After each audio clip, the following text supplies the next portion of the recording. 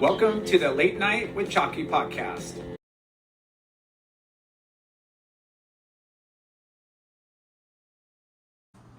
Friends and family, brothers and sisters, welcome to the Late Night with Chalky podcast. Yes. We have two incredible guests this week, you guys. Huge. They've been working together for the last couple of decades. One of them we've had on the show, former world tour surfer and regarded as one of the fittest surfers on the planet. Still. This old man still ripping. Yeah. Our second guest is an expert in improving mobility and flexibility with over 35 years of experience working with the world's most recognizable athletes. We're going to find out about who, when, and where. He holds multiple utility patents. What? In the world of sports medicine and is co-medical director of the WSL, as well as sports medicine and performance consultant for both Hurley and Redbull. He works with some freaking insane athletes. But they're here because they're collaborating alongside Dr. Michael Rintala. Yes. And who specializes in DNS, dynamic neuromuscular stabilization. Wow, that was a mouthful. Good job. And Matt Griggs, who's renowned speaker, trainer, and coach. So the four of these amazing humans will be offering a surf technique meditation and wellness seminar called Mindset and Movement Masterclass. Mindset and Movement Masterclass on September 16th in San Diego. We welcome Taylor T-Bone Knox and Dr. Tim Brown to the show. Woo! Thanks, gentlemen, and congrats on this endeavor you guys were on with a couple other, cool dudes. Thanks, Yeah. Ray. Dude, this is amazing. Not only have we been fortunate enough to have T-Bone sit down with us twice. That was a double episode. Here we are again, and Staying relevant.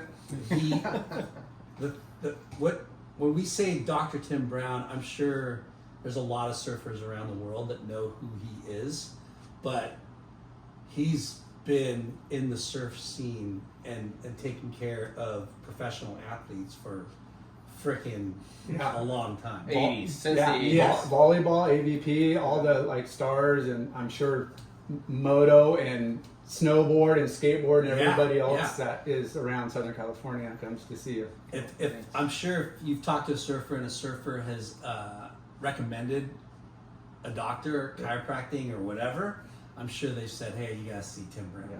Oh, thanks a lot. Right? He fixed two of my ankles and a knee, back in the day. I personally had, was it physical therapy, PT, with Tim Brown, when I got my knee surgery.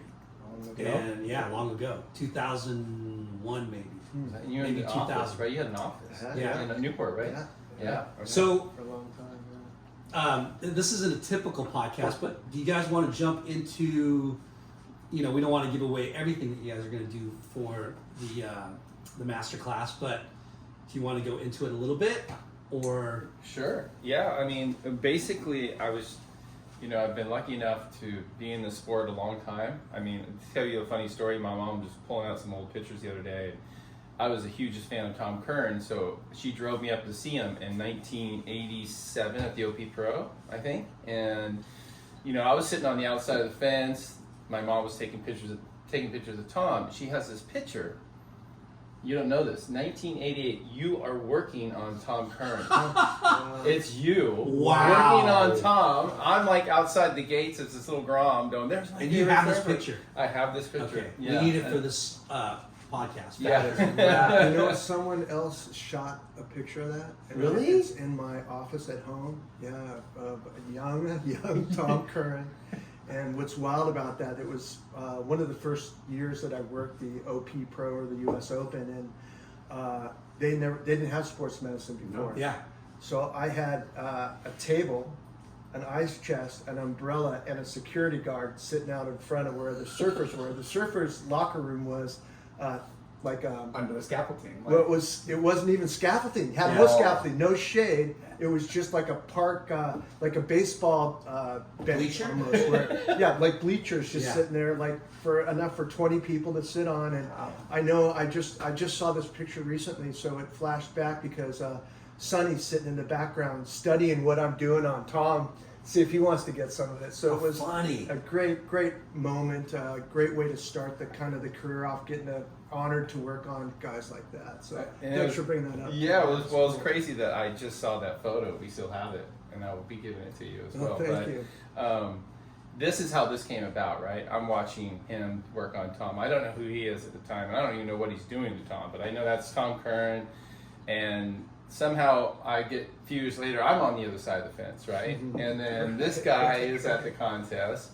And because of my back surgery and everything, and I was always looking for an advantage. I was always looking for some kind of game changer to make me keep the spine together, right? And so this guy, I started like asking what he's doing. He comes in and works at me, and I'm like, okay, that made a huge difference. Like, I'm feeling so much better now. And so time goes on, we're on tour with Andy and Bruce and Kelly, and when this guy comes to one of our contests, he didn't do everyone, but when he came, it was like, who could get up in the morning fastest to see Tim? Yeah. You know? And how am I going to plan my day? I want to see Tim right before my heat, and then I want to see him, if I'm lucky enough, after, if his hands aren't bleeding. But that's how we all went. It was like a contest between me and Kelly and Andy, and everyone wanted to see Tim. Like, who could get in there, you know?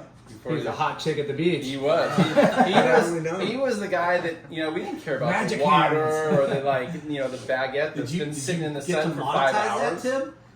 It was really not. You got the there wasn't a lot highest of money. What I got was incredible experience. Yeah. And that kind of experience, working with world-class athletes at their highest level, you're going to learn a lot. Yeah. Keeping your ears and your eyes open. Like I mentioned before we even started talking, I've learned just as much from these guys as they've learned from me. Yeah. Not just about the body and about how to win, but about life and how to be a real man and how to be someone that can create an example that can bring others up and elevate others. Yeah. Well, it's got to be interesting on like similarities within athletes. Okay, like hip, or the low back. Somebody might have like a shoulder. Somebody else might have. There's definitely correlation between a lot of athletes and then specific athletes, and asking them like, hey, what's your training? Like you said, working and learning from them. It's like, hey, what are you doing to stay healthy? Versus Kelly, what are you doing? So, and then kind of putting that all together. Yeah, that's been the goal, and over the years, kind of created this system. That started with guys like Tom Curran and Taylor and everybody back in the '80s. And now we understand, like, what are the top 10 things? If you asked me back in the 80s, I would have said, well, here's 3,000 things. I think they'll all be helpful for you. But now I've been able to take and whittle it down and kind of filter out the stuff that really matters. And as we get older, that stuff really, really matters if we want to pop up, if we want to stay mobile. So to your point about different sports requiring the same stuff as surfers, you're 100% right. There's 3 areas in the body that you have to stay loose in as you get older, or you're going to lose your athleticism and you'll be injured. And you're going to be seeing guys like me, and you don't want to ruin your day like that. So keeping the front of your ankle flexible, that's called dorsiflexion. Keeping your hips 360 degrees flexible, and then keeping your rib cage and your middle back loose. Those areas, if they're loose, will allow the rest of your joints to align themselves and to function at a very high level. We use a term in sports medicine called space. We want to create space in your body for you to do the movements that you like to do as an athlete. When you lose space, when you get tight, you lose that opportunity. Stress goes from the muscles to the joints, and you get injured. And when you get injured, it becomes a lot less fun. Yeah. And that's how we kind of age out of surfing, or we go from a shortboard to longboard. Yeah. It's totally preventable. Yeah. Based on what you eat, think, and do. Dude, That's your motto. I saw that on your website. I love it. So let's get a little. I mean, we've had Taylor on. Sorry, Taylor. But No, let's get straight to the source here. Yeah, I'm sure a lot of people would like to hear. Don't worry, we'll sprinkle in a couple snaps and a couple of Believe me, cars. I'd rather listen to him too. The Me background too. of Dr. Tim Brown. So take us from the beginning. Like, how do you? You're a surfer, obviously. Yeah. Take us to where you found surfing. It was brought to my front door. My dad surfed. My dad was a Marine in the Korean War, and he was a great athlete. And so he enlisted and took a 2-week boat trip from Long Beach Harbor to Hawaii.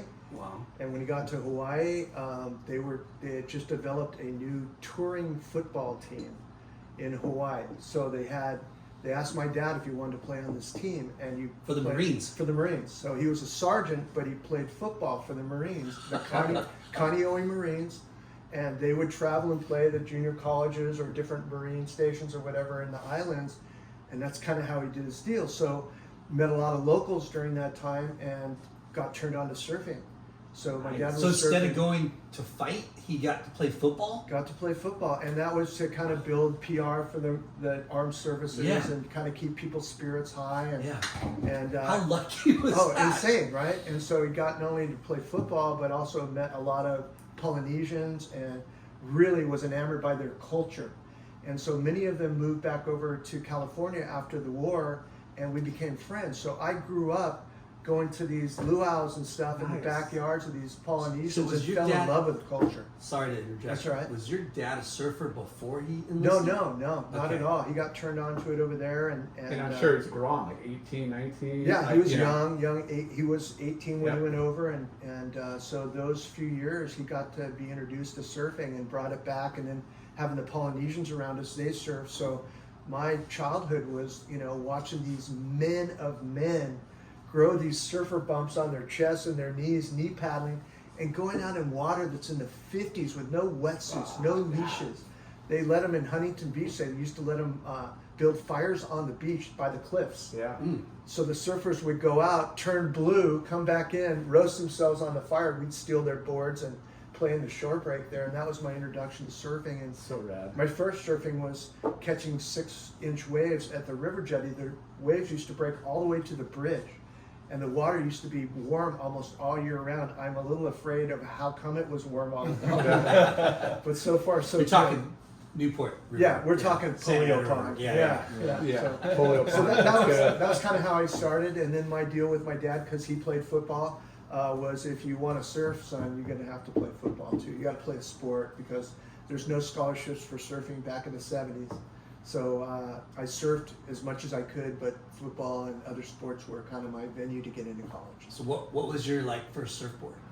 Oh, my surf, it was a Dextra, and it was a tiger print, kind of a aqua blue tiger print on the bottom. And I'll never forget my first session on it down at Blackie's in Newport. And they had just built these new condos there, and these people that bought the condos put big speakers on the outside.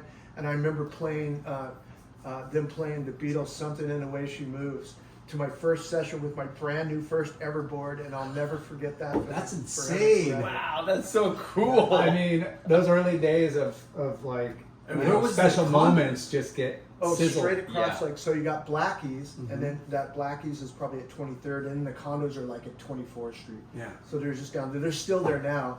They look like hell, but they're still Yeah. standing. So is Blackie's, by the way. What was it? Dextra?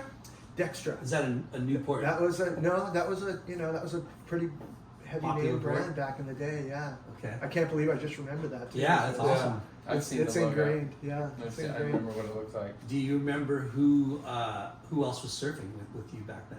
Well, there's a guy named Junior Beck, and there's a guy named Lenny Foster. Those were the hot guys around town. My dad was an older guy at that point in time, still rode a longboard, and smaller boards were starting to come in, like 8.0, 7.0, Yeah. stuff like that. But those are the guys that really ramped, that pulled off 360s and stuff that was just unbelievable.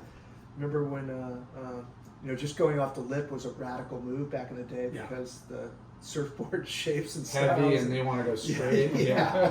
Point and go. So Was that, I don't want to date you, but like, were you there when the jetties were already in place or were they being built? Or I'm sorry, but I was there before the jetties. Okay. I was there, the metal jetty at River Jetty. I was Yeah. there for 1968 when they started to build the jetties, the finger jetties out the beach.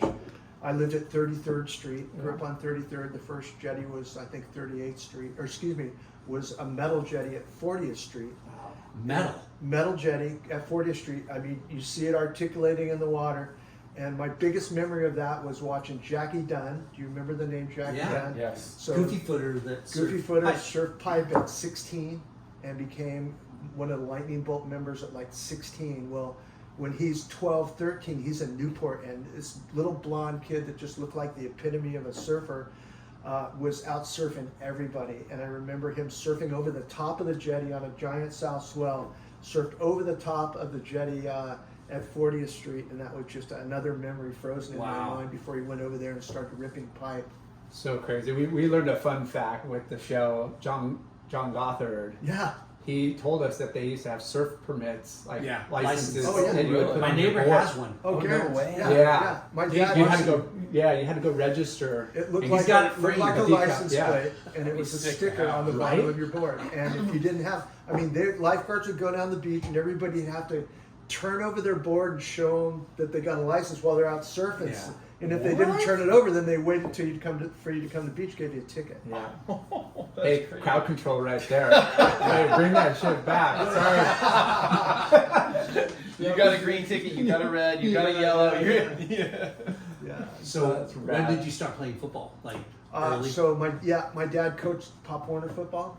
So he coached before I turned 8, and at 8 you could suit up and go out there and bang your brains against other kids and start your series of concussions that you would remember the rest of your life. Yeah. I'm seriously surprised I don't have a drool bucket on right now, because I played college through high school and college, or played football through college and high school. Yeah.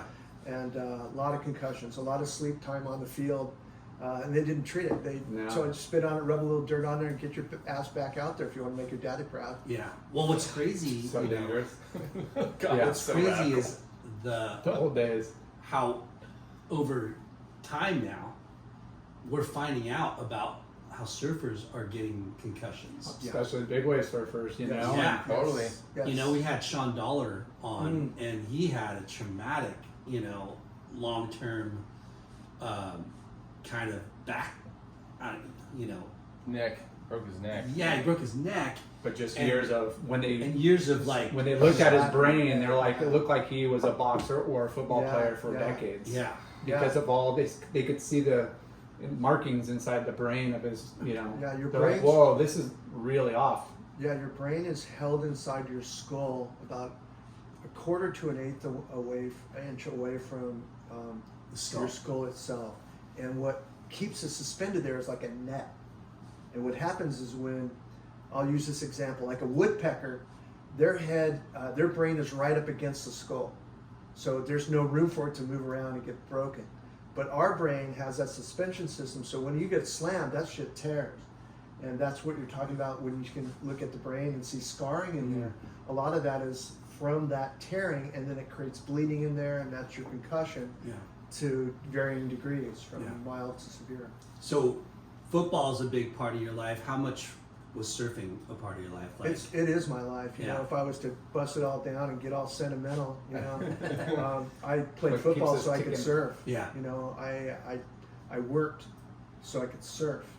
You know, it just is all encompassing. You know, you either surf or you're a surfer. Yeah. And there's a distinct line between that and being away from the ocean. Dude, for we're fucking studying surfers. Right? Yeah. So you're Yeah. like in the zone with like Kwok and Preston Yeah. and Parker. Yeah, those were the young bucks. So they're a little bit younger than They're you. younger Okay. than me. They came out with, you know, polka dots and wild colors. Yeah, It's yeah. like, oh my God, these guys are rad. But you know, it was killer to watch them because I saw their commitment. Yeah. Their commitment was just 100% on point. And speaking of Kwok, just a quick flashback to 56th Street. The thing I always see in my head when I think of insane 56th Street is waves breaking behind the rocks, taking off behind the rocks. And I remember paddling out and watching Danny Kwok on his polka dot board and his polka dot shorts pull in behind the rocks and watch his board snap under his feet, and the front leg goes this way and the back leg went that way right in front of the rocks, and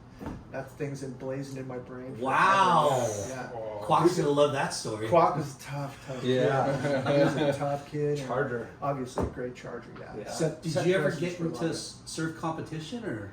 I did. I surfed for, after I finished playing football at University of Redlands 1978, I graduated and then taught high school. The next year I coached football and taught high school for a semester. I loved the teaching part, hated to be ruled by the administration, so I quit it the semester and moved up to Snowbird with 8 of my friends and skied the rest of that year. Good choice. Yeah, it was a Mix great it up, choice. It was a great choice. And then, because I knew I was going to go back and I wanted to go to medical school. So wait, you did you surf competition? Was there competition when you were in junior high school, or no? No, well, there was a surf class, a surf team. Newport Harbor was forming. The first meeting that we had, they were showing, Super 8 surf films, and then all of a sudden you smelled the smell. And weed, and that was it. That was it. That was no other meetings. Nothing else happened after that. So that was it. And then I went back to college, Orange Coast College, to finish up my pre-med. And so I played on the volleyball team, but they had a surfing team there. And so there's 160 people trying out for 12 spots on the surfing team. Wow. Whoa. And somehow a lot I of big made it. names went through OCC. Pua Rockland and a lot of those guys from Hawaii came over, and his dad owned Surfline, the company that used to make shirts and whatnot. Yeah. And he was a ripper, and so we had a great time surfing with them. We surfed at Bud Lamas was their big guy at Golden West, and so it was us against Bud Lamas, and we ended up winning the national championship and having a great season. Dude, it's such a weird coincidence, but there's a guy named Ed. Know his last name, but Tom McElroy. Yeah. He's having a 40th reunion at his house on Wednesday for that team. Yeah, and this guy Ed, you probably know who he is, but I saw him in the water yesterday, and he's like, "Dude, you guys should come and do a podcast." Oh, it's funny. Yeah, the reason. Dude, I bet for sure, especially get a couple of drinks in people. Yeah. But that's the coach is Laird Hayes. Yes. And his son now is a captain, I think, in Newport's lifeguard system.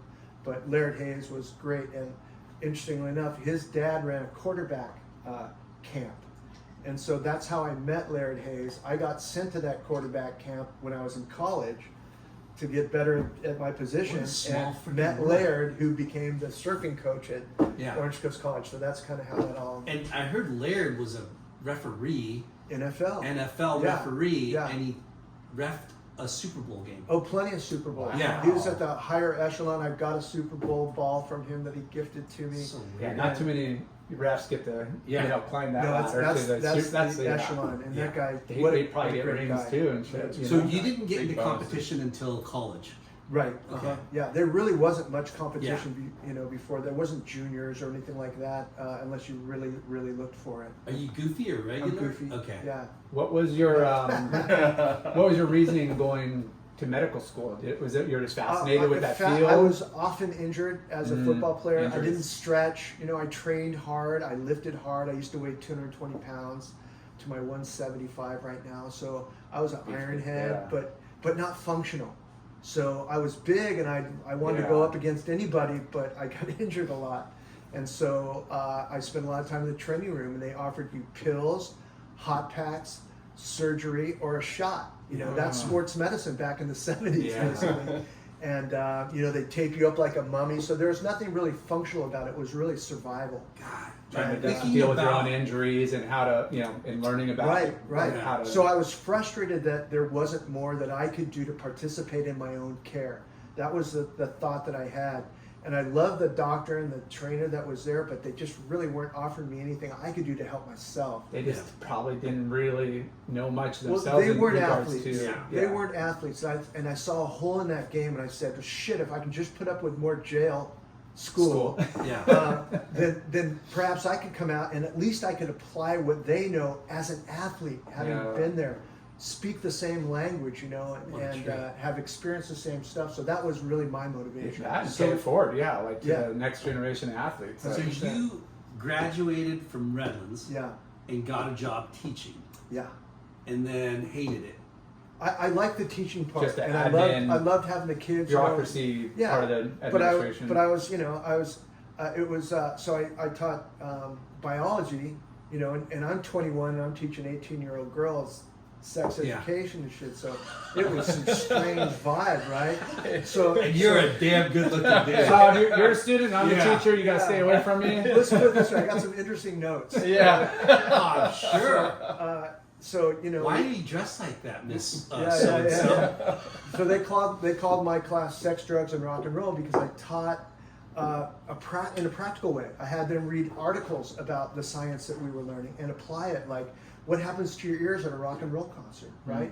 Important things that they could take out of science that were practical. because I know when I was in science in school, I wanted to be able to apply it. You know, I mean, E equals MC squared, but how does that, you know, what does that make me like chocolate better? Yeah. You know, it doesn't. So Well, you got to engage with the students so they absorb the information and make it relatable. So we had a lot of fun. We had students that, you know, would show up in our class and weren't supposed to be in our class because we had a really nice time out there learning. I studied education, the education of people in Finland. They're the happiest people in the world, the most educated people in the world. They don't take a test till they're like 13. So smart. They're out there socializing, learning what the kids like to do. What are their natural interests, so that they'll be motivated once learning starts. So Well, everybody learns on Different. different Totally. curves. Yeah, and Absolutely. you know, this one set fits all. It's yeah, not I really- got to touch it, smell it, roll in it for me to learn it. Other people can see a formula and go, I'll never forget that. Yeah. We often talk about me. how Not me. some of the smartest people that are surprisingly surfers, right? And then how smart jocks are.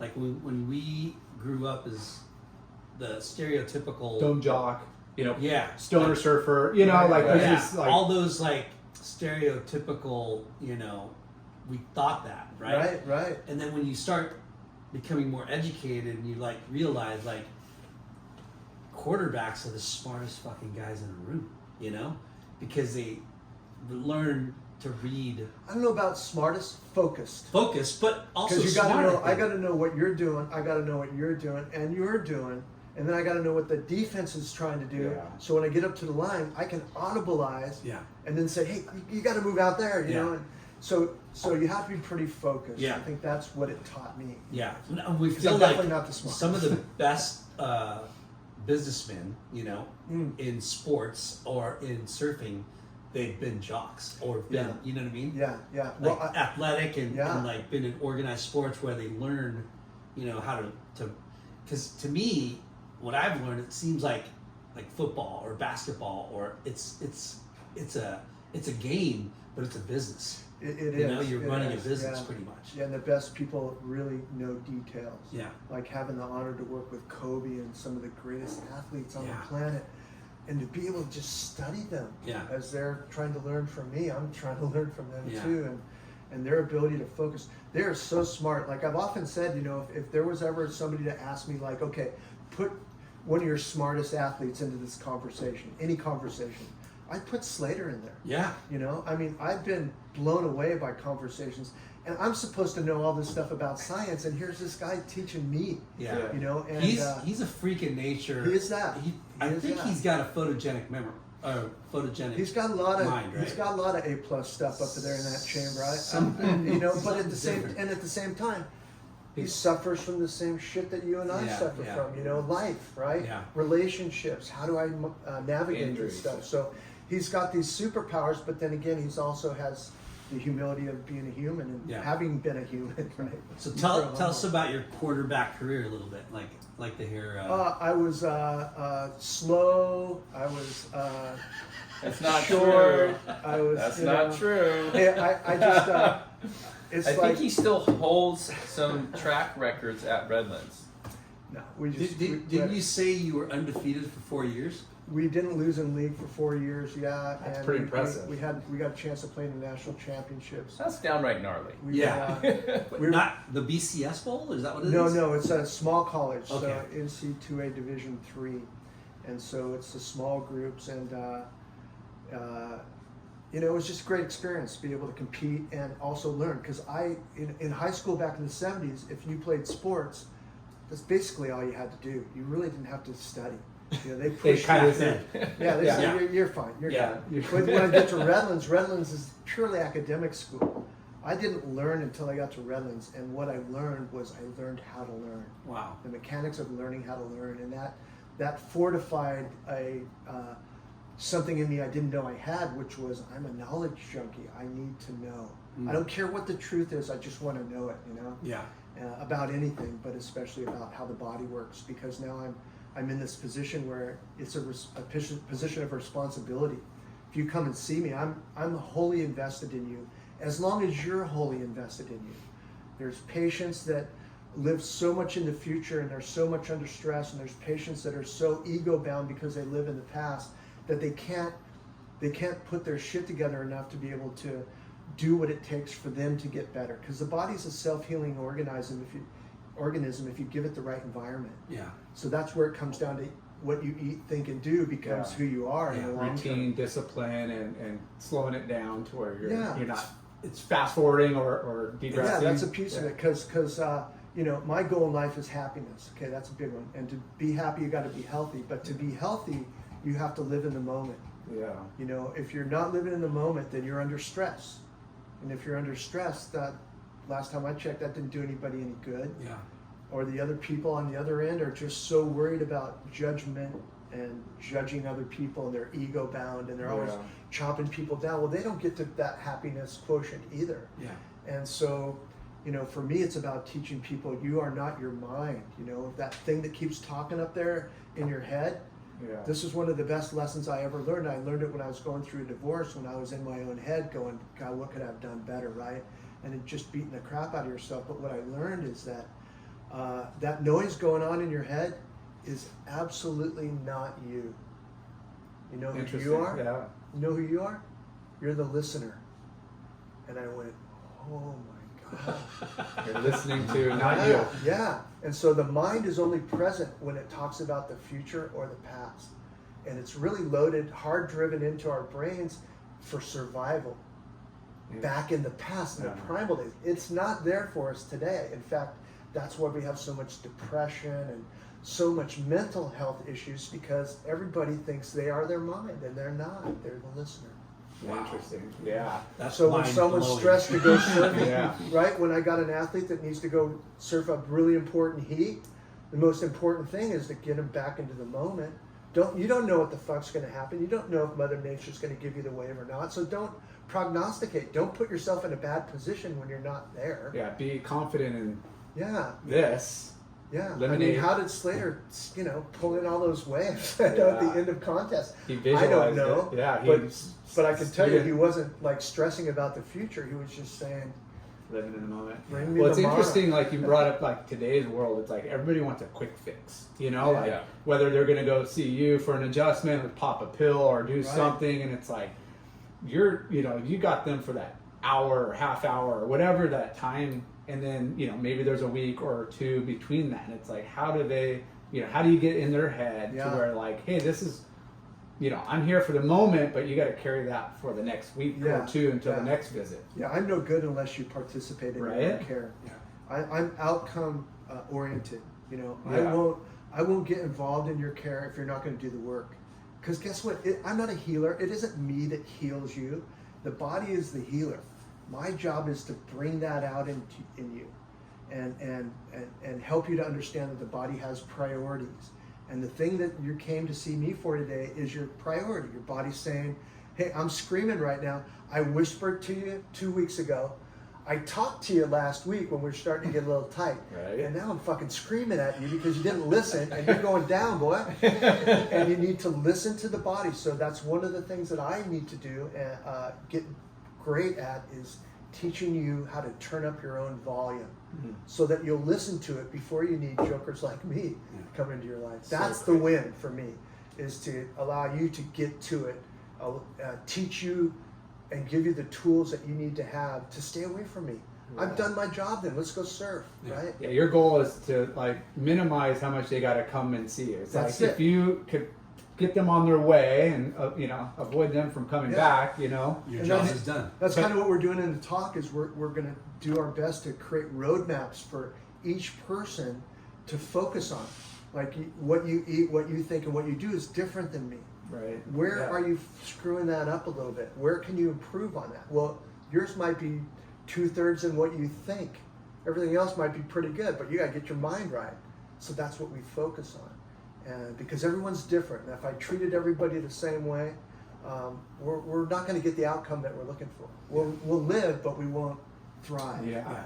Taylor, so we know you, and we've Well, a interviewed lot of- you, and you had your back issues. At what age was that? 15? 15, yeah. And before that, you're just like every other typical kid, just I'm just like, I'm every kid. I'm doing everything. I really bad in my first year at the NSSA. I made one heat, right? Out of 10 contests, I made out of one heat. Yeah. My parents were like, "Are you sure you want to quit?" Here's a golf club. Yeah, like they were like, "You sure another sport's not for you?"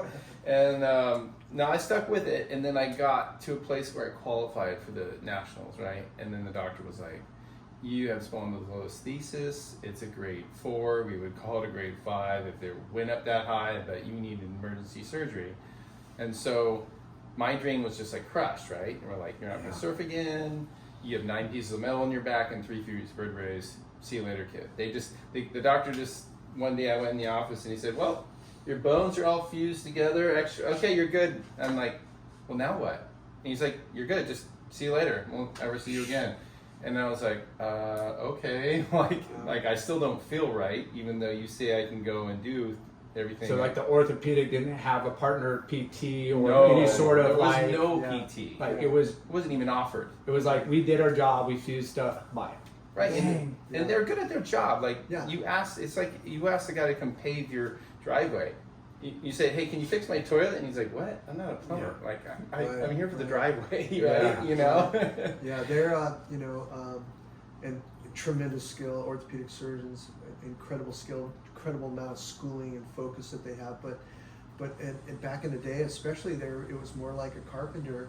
They're going to Yeah. go in there and it's because we learned the body in a reductionist way, meaning that we learned the heart does this, the ankle does that, the shoulder does that, the brain does this, but we didn't learn how they work together.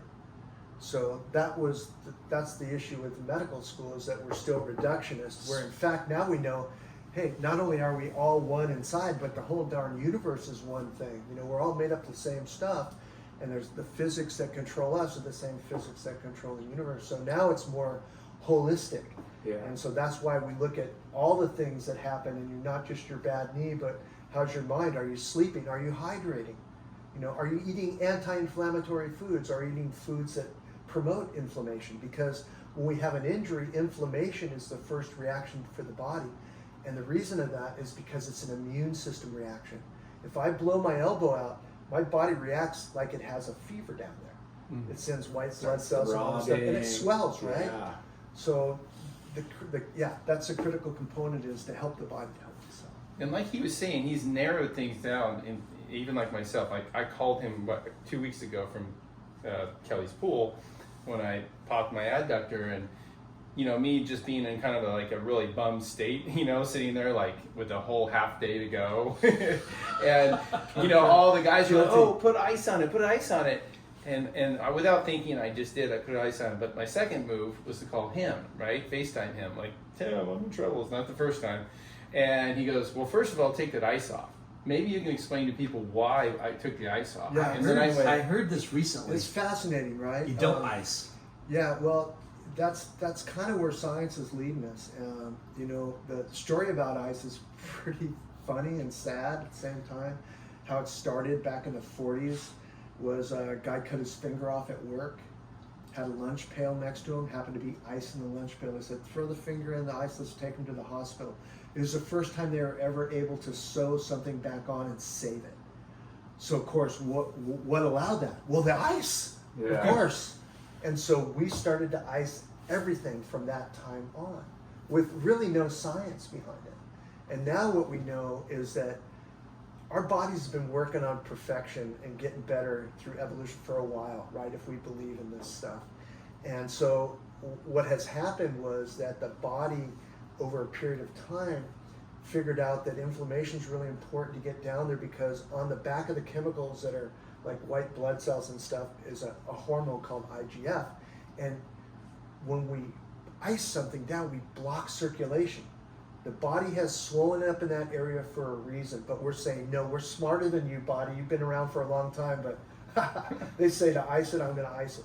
So you ice it down, and now you block this hormone from being able to enter the injury site. Wow.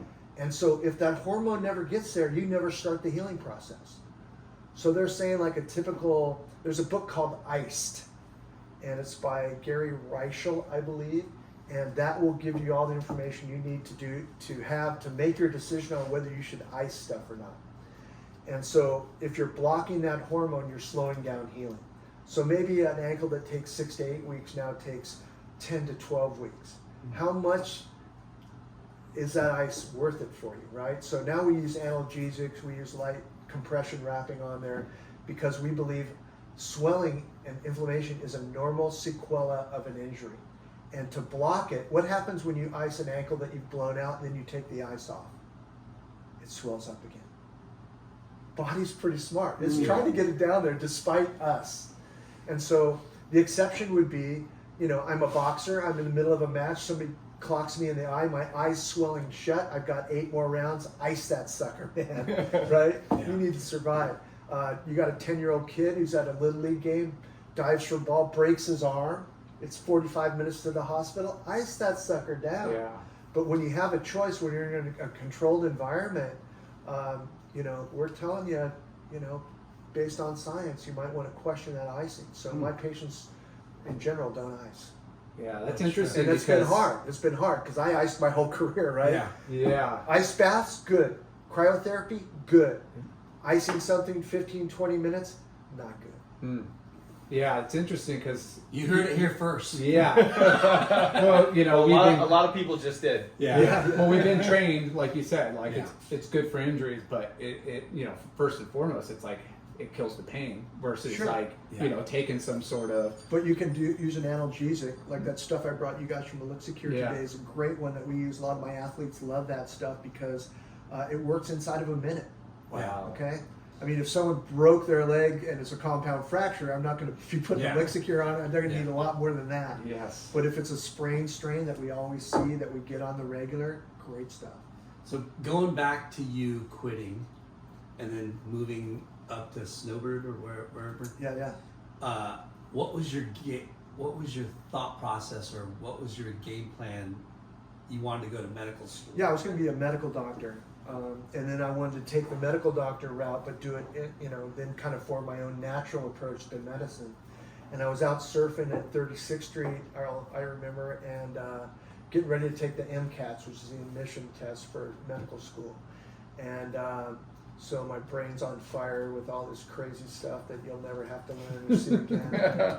And so I was out in the water surfing, and a buddy of mine from high school I saw out there, and he asked me what was up. I told him what was going on. He goes, you know, I'm in chiropractic college right now. He goes, you've always been into exercise and eating right and all this stuff. He goes, I've got this article. Come by my car when you're done surfing and I'll hand you this article. And he handed me this article and I read it, and within 2 sentences, and I'd never been to a chiropractor. Never before? Didn't know what it was. It was really. pretty new back then, right? Yeah, well, you know, relative to the big population, Yeah.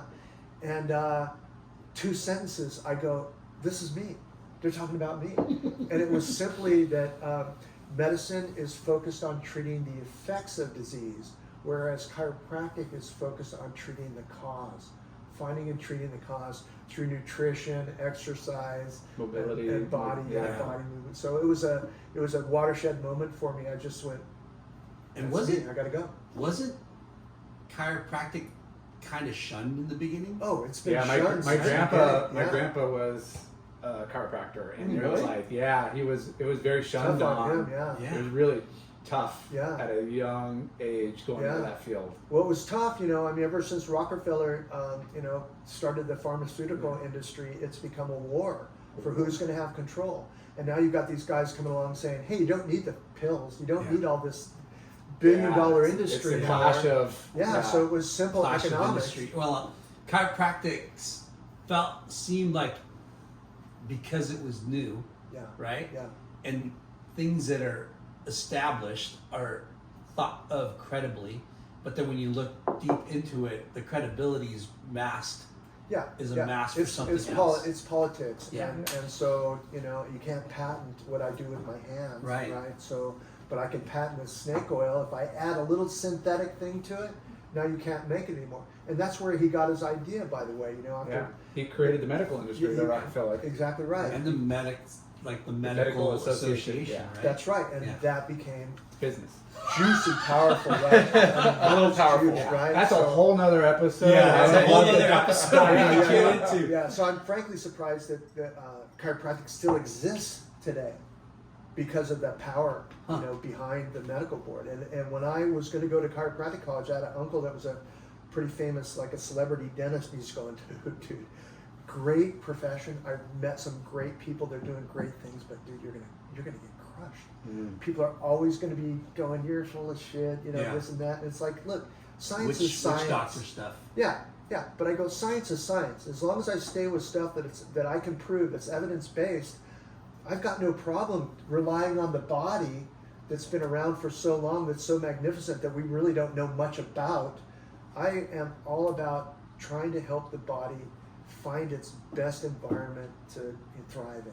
Well, up until modern times, like even your medical insurance wouldn't cover going to the chiropractor. Yeah. Correct. Or any sort of rehab, you know, like that preventative, That's or right. you know, it was strictly It's a like. different what message, was different philosophy. before you read that article? Yeah. What field were you going to be in? What were you going to specialize? Yeah, I wanted to be a family sports medicine practitioner, so that I could use my education to teach, and not just be someone who's going to, you know, be in the operating room all the time, but someone who's really going to take the time, which I never got.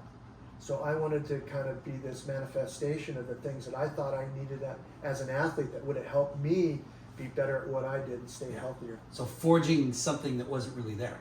Correct. Yeah. Wow. Yeah. I mean, in surfing, that's what drives that, right? Yeah. Everybody's style is different, and everybody's style, you know, may not be the best looking style, but it's their style, and that's the way I thought medicine would go for me. Is like, I could get in there, I could have the solid science base, and then I could freestyle it into what was truth, or my truth, the truth that I found. Well, you got to have some kind of confidence and, you know, self-assuredness to like quit school, quit your job.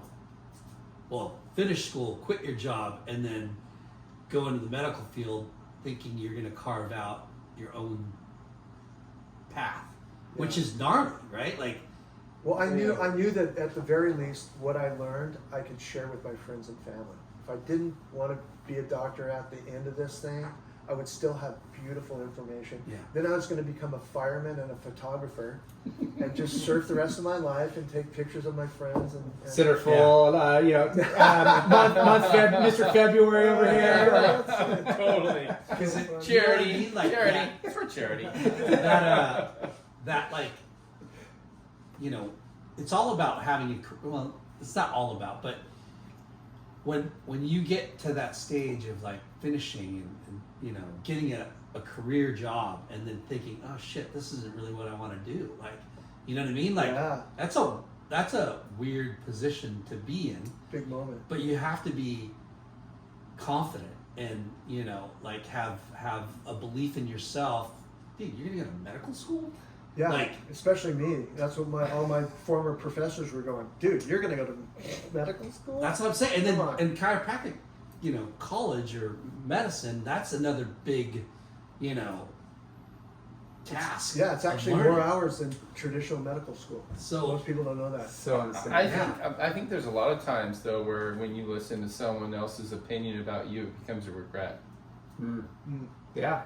How many times have people have been shaped by maybe their football coach going, dude, you're never going to make that. You're not smart enough. Yeah. And you just don't even try. Yeah. It's well, the most successful people, that's what they say, right? There's two types of people: those that just give up, and those that want to prove everybody wrong. Yeah. Right. You know, and those are the difference of somebody, you know, just going along with masses. Well, I guess I'm, you know, I can just picture your surrounding of good people, you know, that that's are here to uplift you. You that's know, the key. I can just imagine this young Dr. Tim Brown before he's a doctor, before he got that acronym, where he's like sitting in the water and just like, dude, you can't do that. Hey, fuck you. I can do that. No, that's how it is. So you raise the middle finger when someone yeah. tells you can't do it. Like, you know, I'll show you. yeah, there's some that will be like, oh man, you're Worry probably about right. yourself, bro, because I'm going to take off and get barreled and come out. Hey, you know, one thing too that brings me back to meeting Taylor in the beginning of our relationship, almost an era ago, more than an era, A lifetime ago. more than Early a decade, 90s. yeah. Was how really severe his problem was in his back. I mean, I'm telling you that if I heard of this case when I was in school, I'd just be going, there's no way this guy can surf, let alone surf at the At that level he level, surfed with the injuries he had. So it really showed me early on in my career what the body's capable of doing. Yeah. Because his spine, his setup is absolutely Shambles. the antithesis of what a good surfer needs to have Yeah. as far as mobility and everything. I mean, that's We have to repost that picture of you in that brace to like, because there's a lot of people that are new to the podcast or like that haven't Well, you should seen that repost picture. the X-ray picture. Yeah, The that's what X-ray it's. of it. Yeah, You know. but like that core, which is Yeah. you know And it's- almost all workout philosophies it's now your is body, based but around the core. it's also right? your mind, right? Right. Your What's that? mind like helps you That's heal. that's it. I Yeah. mean, that's the separator. If I was to say, what is the thing that separates us out is that mindset, Yeah. right? You can either look at the donut or you can look at the hole. I choose to look at the donut. It tastes a lot better, right? Yeah. But we all know people that no matter how juicy and fresh that donut is, they see nothing but that hole, all the negative pieces that are in there. I mean, through life, those friends or neighbors or people that are kind of a hypochondriac. Is that the right? Hypo. And they, they're always like, oh, I don't feel good. They're just frail because they think they're frail. They're always like looking at that donut. they're looking at the right wrong there. versus Yeah. like, I'm gonna deal with whatever comes out. Yeah, because we're all so lucky to be able to have the gift of life and to be able to move and be able to think, right? And that's what I'm saying when I talk to people and they don't want to do the work. These are the examples that I use. Is like this guy could have been in a chair the rest of his life and no one would have said shit because just getting in a chair is an accomplishment for the way that spine looks. But no, he takes it to a level that I could never ever reach physically. Why? Was it his body? No, his body's broken.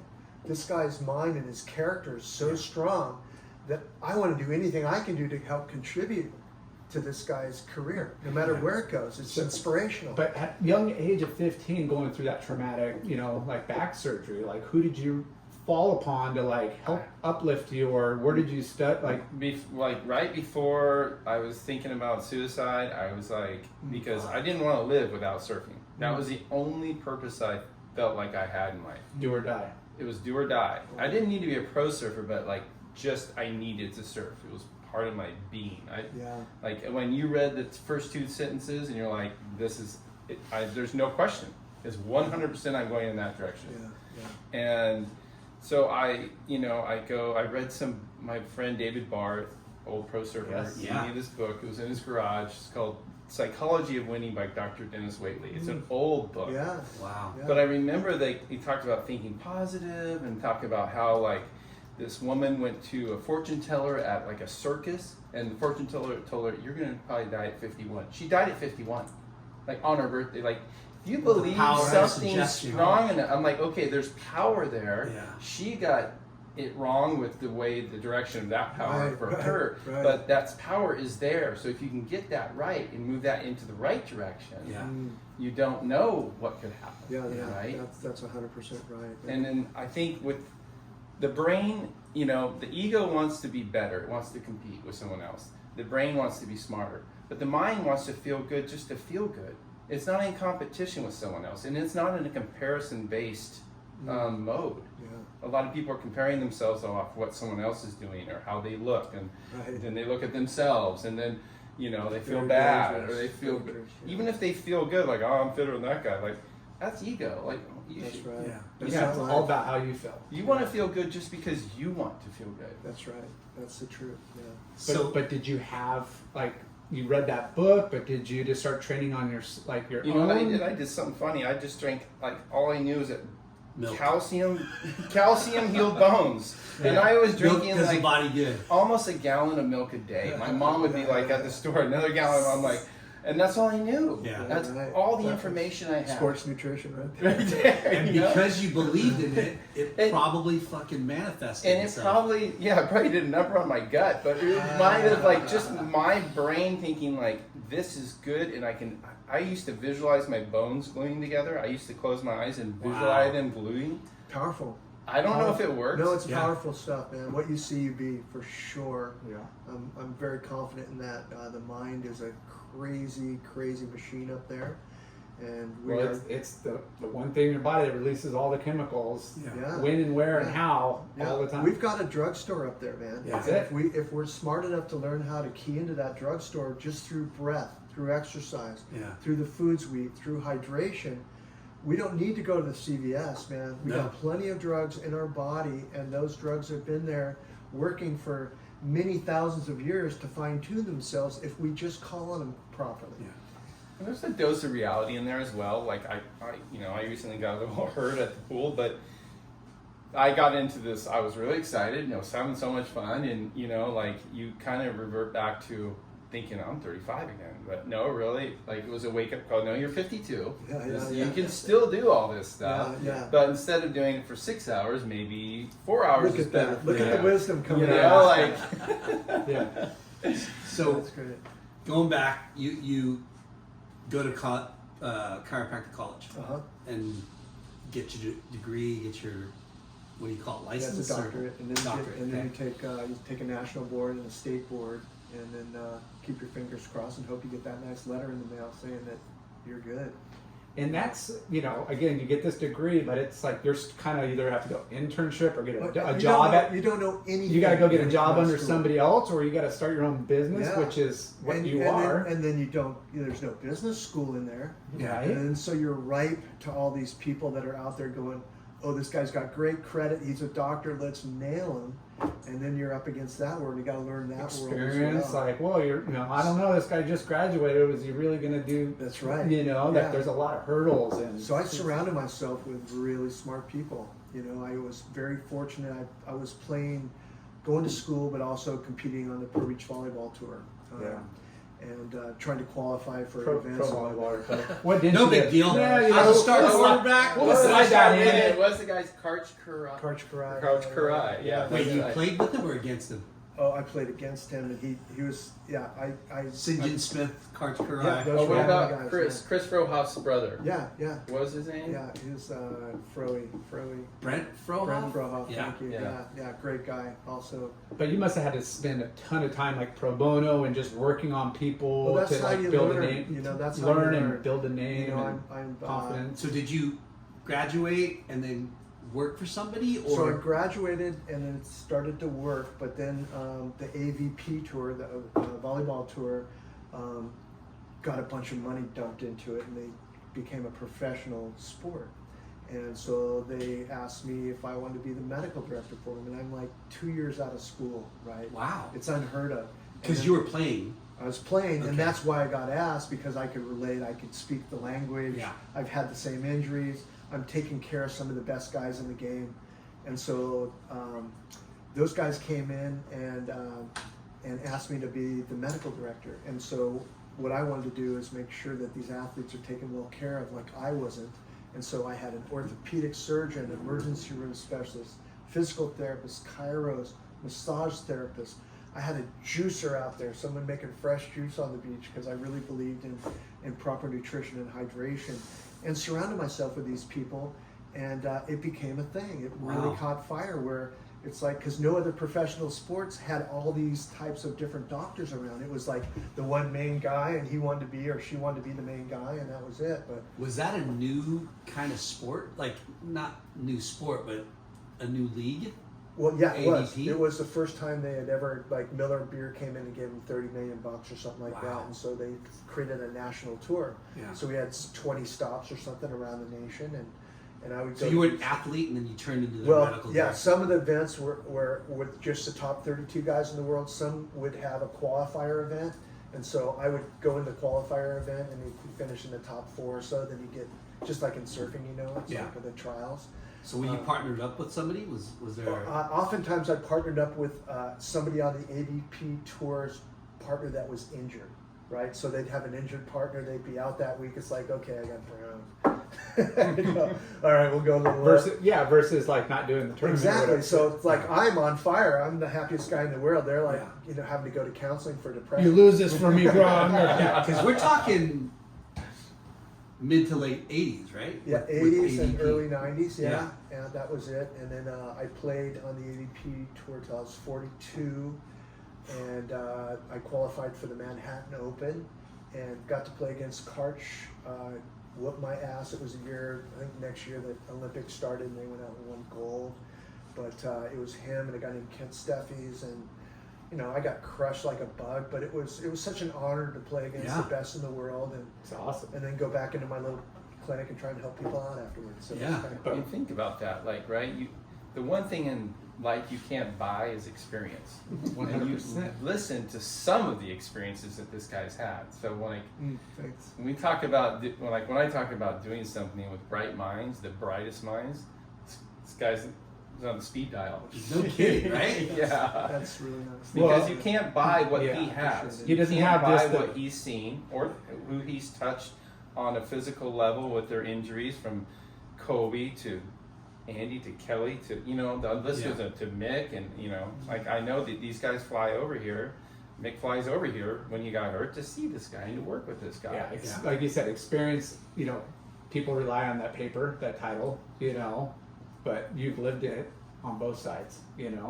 And like we were talking about earlier, the credibility is like, wow, this guy's accomplished so much in football and volleyball and surfing, and surrounding yourself by the right people. It's But like, he does it. Yeah. He does those sports. He knows what it's like to go face first in the sand in volleyball court. He knows what it's like to go over the falls. He knows what it's like to get barreled. Those are things that are important. Well, here's my secret. Thank you for the kind words, by the way. I truly appreciate it from the bottom of my heart. I wanted to be around greatness, and my level of athleticism was not great. It was good, but wasn't great. So I wanted to see what makes these guys tick. What's so different about them besides genetics? Yeah. It was fascinating to me. So that's kind of where I poured everything into, my knowledge base as opposed to my bank account, and was hoping that would catch up. And Yeah. so I've had a couple of inventions and stuff that I. Yeah, let's talk about that, because you have 2 invention patents, utility patents on. Yeah, maybe 8 or something like that. 8? Yeah. Only 8. Those short sell, bro. No, it's all good. That's a wild deal, but yeah, I don't like sameness. I don't like knowing what's around the corner all the time. I like a treasure hunt, and so that's what I've done with sports medicine, is try and come up with different combinations of things. Not necessarily in reinventing the wheel, but using what we call biomimicry, what's already out there in nature, and then trying to mimic that with the taping or the supporting that I do, and using the body's own systems to help itself get better, as opposed to just waiting passively for that to happen. So I've been using those principles and have come up with some interesting things, like we read the world through our skin. Our skin's our largest organ in the body, and it has these receptors in the skin. There's between 40 and 4,000 nerve receptors in every square inch of your skin. Okay. And those nerves go all the way through your body and connect to your organs and your muscles and your joints and all that stuff. So you can stimulate the inside of your body through your skin. And that's what acupuncture did 5,000 years ago. And by the way, we just proved that acupuncture worked. Not that we needed to know that it worked, because it does work in many cases. But so we're all one. Everything's kind of interconnected. So finding ways to stimulate that, whether it's through medicine, if you have to. Medicine is really good at preventing fast death. Yeah. Like if you got a knife in your head, get me to the emergency room. Those are the guys I want to see. Yeah. But if you have diabetes or something that's a slow death, there's not a lot. There's not a lot that they can offer other than palliative drug care, because they don't get into why. The why isn't there. What in your lifestyle created this environment that brought this pathology or this disease on? And that's what you have to do. And that's why, for me, I take an hour with every patient when you see me, because I can't get her done in 10 minutes. I can't call myself a doctor and not know about how you're sleeping, right? Yeah. And these are really important things, and they have a whole bunch to do with how you're going to recover or not recover.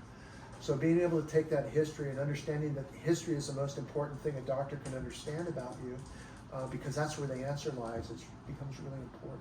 So. Yeah, I think on that note too, like he can come in and he can fix or get you through a knee surgery, a knee pain, right? But if you just keep recreating it, there's the problem. Yeah.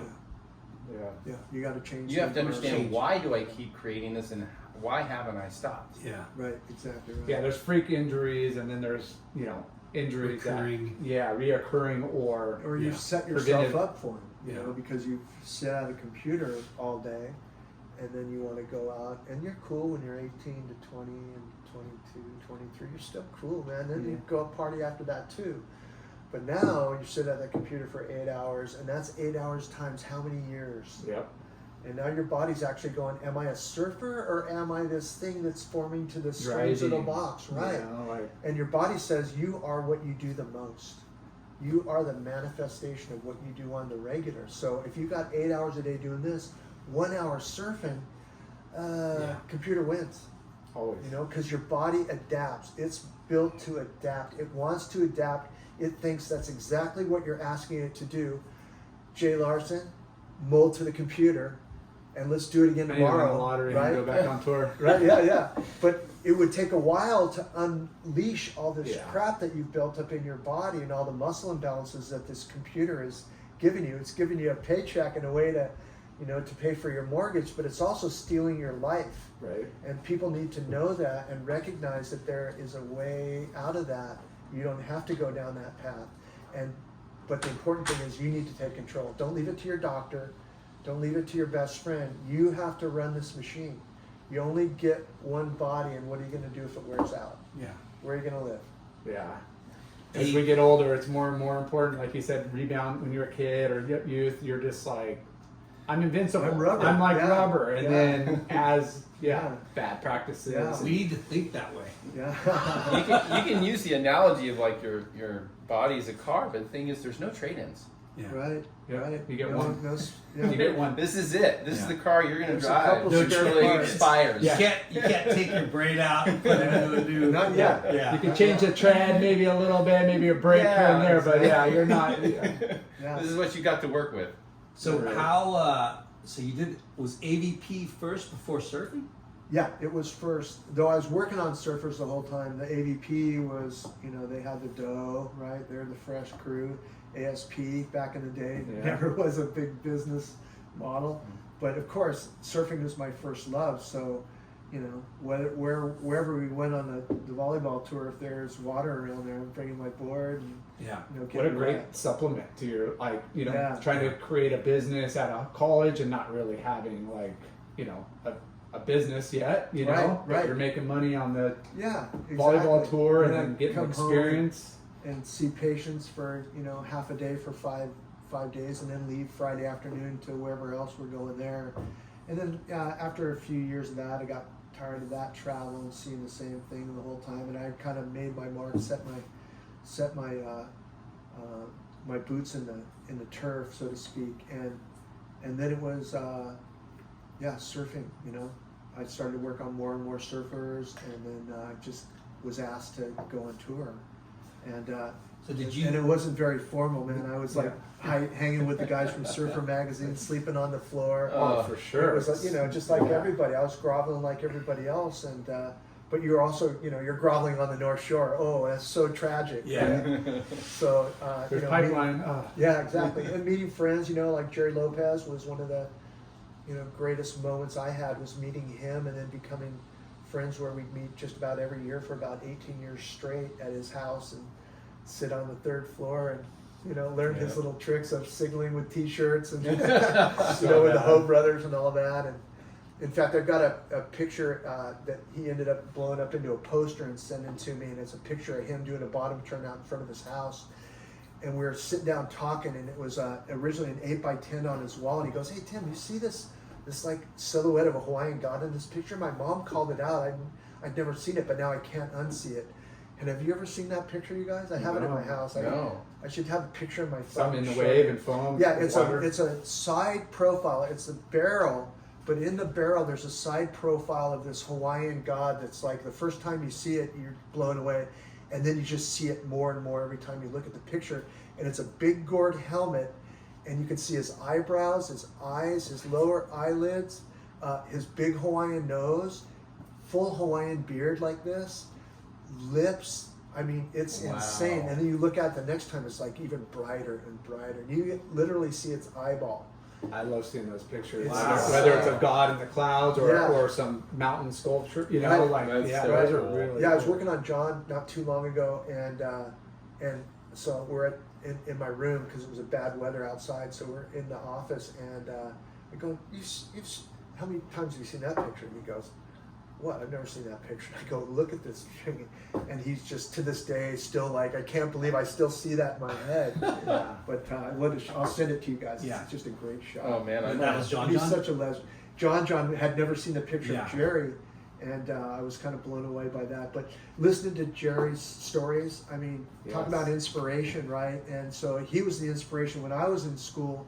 You know, plugging in a VHS tape of Jerry at Pipe was the thing that got me through school. So I was able to express that to him and give my gratitude and teach him about the body as much as I knew. And he knows a tremendous amount about the body. And what I get for that is I get stories from Jerry. What's his nickname? Mr. Zen, Mr. Like, Yeah. just Yeah. spiritual. Zen master. Talk about a guy that, I mean, he's Mr. just one of the most Well, I impressive know that, people I've but ever met in my life. You Yeah. know, just impressive as a human, as a heart, and as a mind. You know, wish I could just crawl in there sometimes. Captain Smooth. Yeah. So smooth, yeah. Did I you? bet the guy didn't fart. Probably not. Just rose. Hey, rose- everybody poops. That's right. That's I mean, good. how old is he now? Does anyone know? He's got to be 70. I don't know. 75. That's crazy. We saw him Still down in surfing. Cabo. Rob and I were down in Cabo, and we kind of searched him out because we heard he was in town. So Yeah. Rob called, "Hey, Terry, what's up? What are you doing?" He goes, "I really would like to surf with you, you know." And he goes, "You don't want to surf with me, man. I just surf mushy left now. That's good. I'm good with that. Yeah, you yeah, know, yeah, that's yeah. where I'm at. I'm happy. I just drive down in my buggy and I surf for a couple hours and." That's so cool. Yeah. What, East Cape or something? Yeah.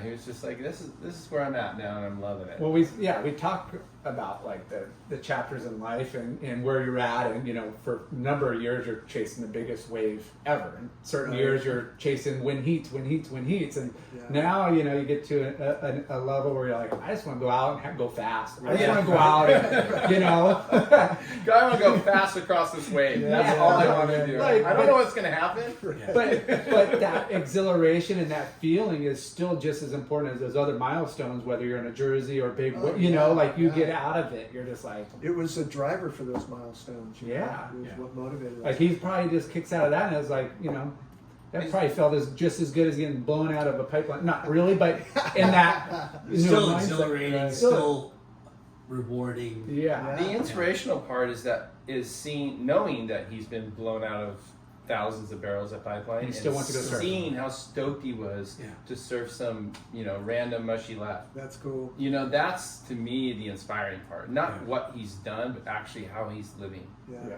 good call. Yeah. So, Dr. Tim Brown, when did you set up your practice? Was that like, Yeah, 1984. oh wow. Yeah, it's been a minute. So early on. Yeah.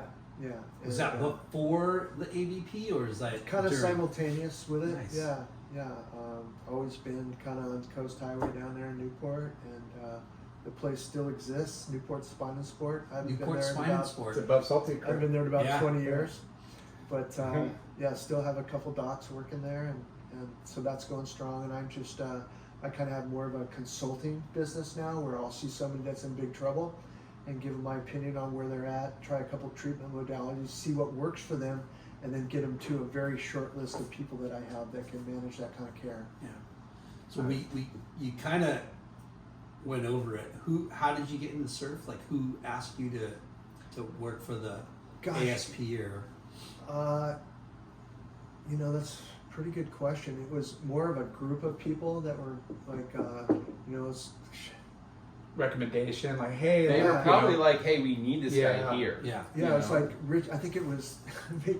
There was a couple of years where Richie Collins was surfing pretty good, and I think he had just and still has just terrible back. terrible. He has, yeah. Yeah, really bad stuff. And Skeletor has some skeleton. so I think he Yeah. asked some people, you know, can I come down there and work on them? And then I talked to whoever was in charge, and I said, hey, I'm happy to work with anybody who needs care. I'm here for you. Yeah. And plus you have your resume of working with AVP already. right. So, yeah, so I was seeing some surfers in my clinic as Yeah. well, and that just kind of snowballed, and then like I said, you know, once I got the opportunity to bring others in there, I wanted to get away from the medical model. The medical model was like, okay, we're the medical people, you guys don't mean shit. I wanted to bring the medical people and say, look, you guys mean a lot to us, and I think we can mean a lot to you. Let's watch you work, you watch me work, let's see where the commonalities are and what we can do to accentuate each other's practice. And then from there it went to physical therapy. We brought the physical therapists in. And hey, the approach was what we were looking for. We were looking for the most natural approach we could get without invading upon their health. So if we could stay away from drugs and surgery, that's what we wanted to do. But the medical part was really important because, you know, somebody blows out something big right there, you want to have somebody who can handle it for them right there. So we started to form this really nice kind of a commune of techniques and of different types of care, where some of it was preventive, some of it was educational, some of it was, you know, down and dirty allopathic medical care, and some of it was natural care. And in the end, we found that what worked best was everything. Yeah, that's having cool. the options there. So did they ask you to follow the tour with? Eventually, yeah. Eventually, first I think it was maybe one or two surfers and said, "Hey, we'll pay your ticket. You know, you'll sleep Come on out the- this you'll week or sleep that on week the for this floor." event. Yeah, you know, a little. Yeah, and then met a couple guys that were in the administration. I think maybe one of the administration got hurt, which is usually how it all happens. And they're like totally unaware that you. It wasn't Al Hunt, was it? No, Al. He wouldn't do anything to hurt himself. I saw Al last year for the first time in a long time, but I think he's probably done with the tour by now. Yeah. Yeah. Yeah. He's golfing a lot. Hope so. Yeah. He put his time in. He did serve his time, Yeah. no doubt, no doubt. So you got to travel. Yeah, I got on- to travel with a tour. What a great opportunity. Spent a lot of time in Europe back in the day, a lot of time in France and With Eric.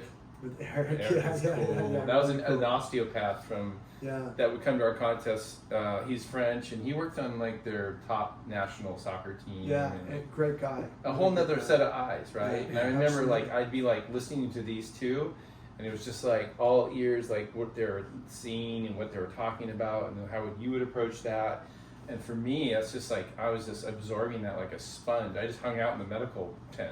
Yeah, you did. I would watch them work on other people. Just say, "What are you doing here? Like, what's he doing?" That's wild. You know? In a different life, you would be doing the same. Yeah. thing. Yeah, Sure. and No, he'd be really good at it too. And same with 100%. Nick and same with Kelly and a lot of these guys, because that's one thing about a high level professional athlete is they are detailed oriented. Yeah. And dedicated and Oh, work my ethic. God, and, yeah. But they don't forget stuff either. You know, they pick out a lot of stuff that even I didn't pick out, and it's my job to pick out stuff, you know. So that's one thing that's common within all great athletes is that they know their stuff, they know what they're feeling, they just need a roadmap. Yeah.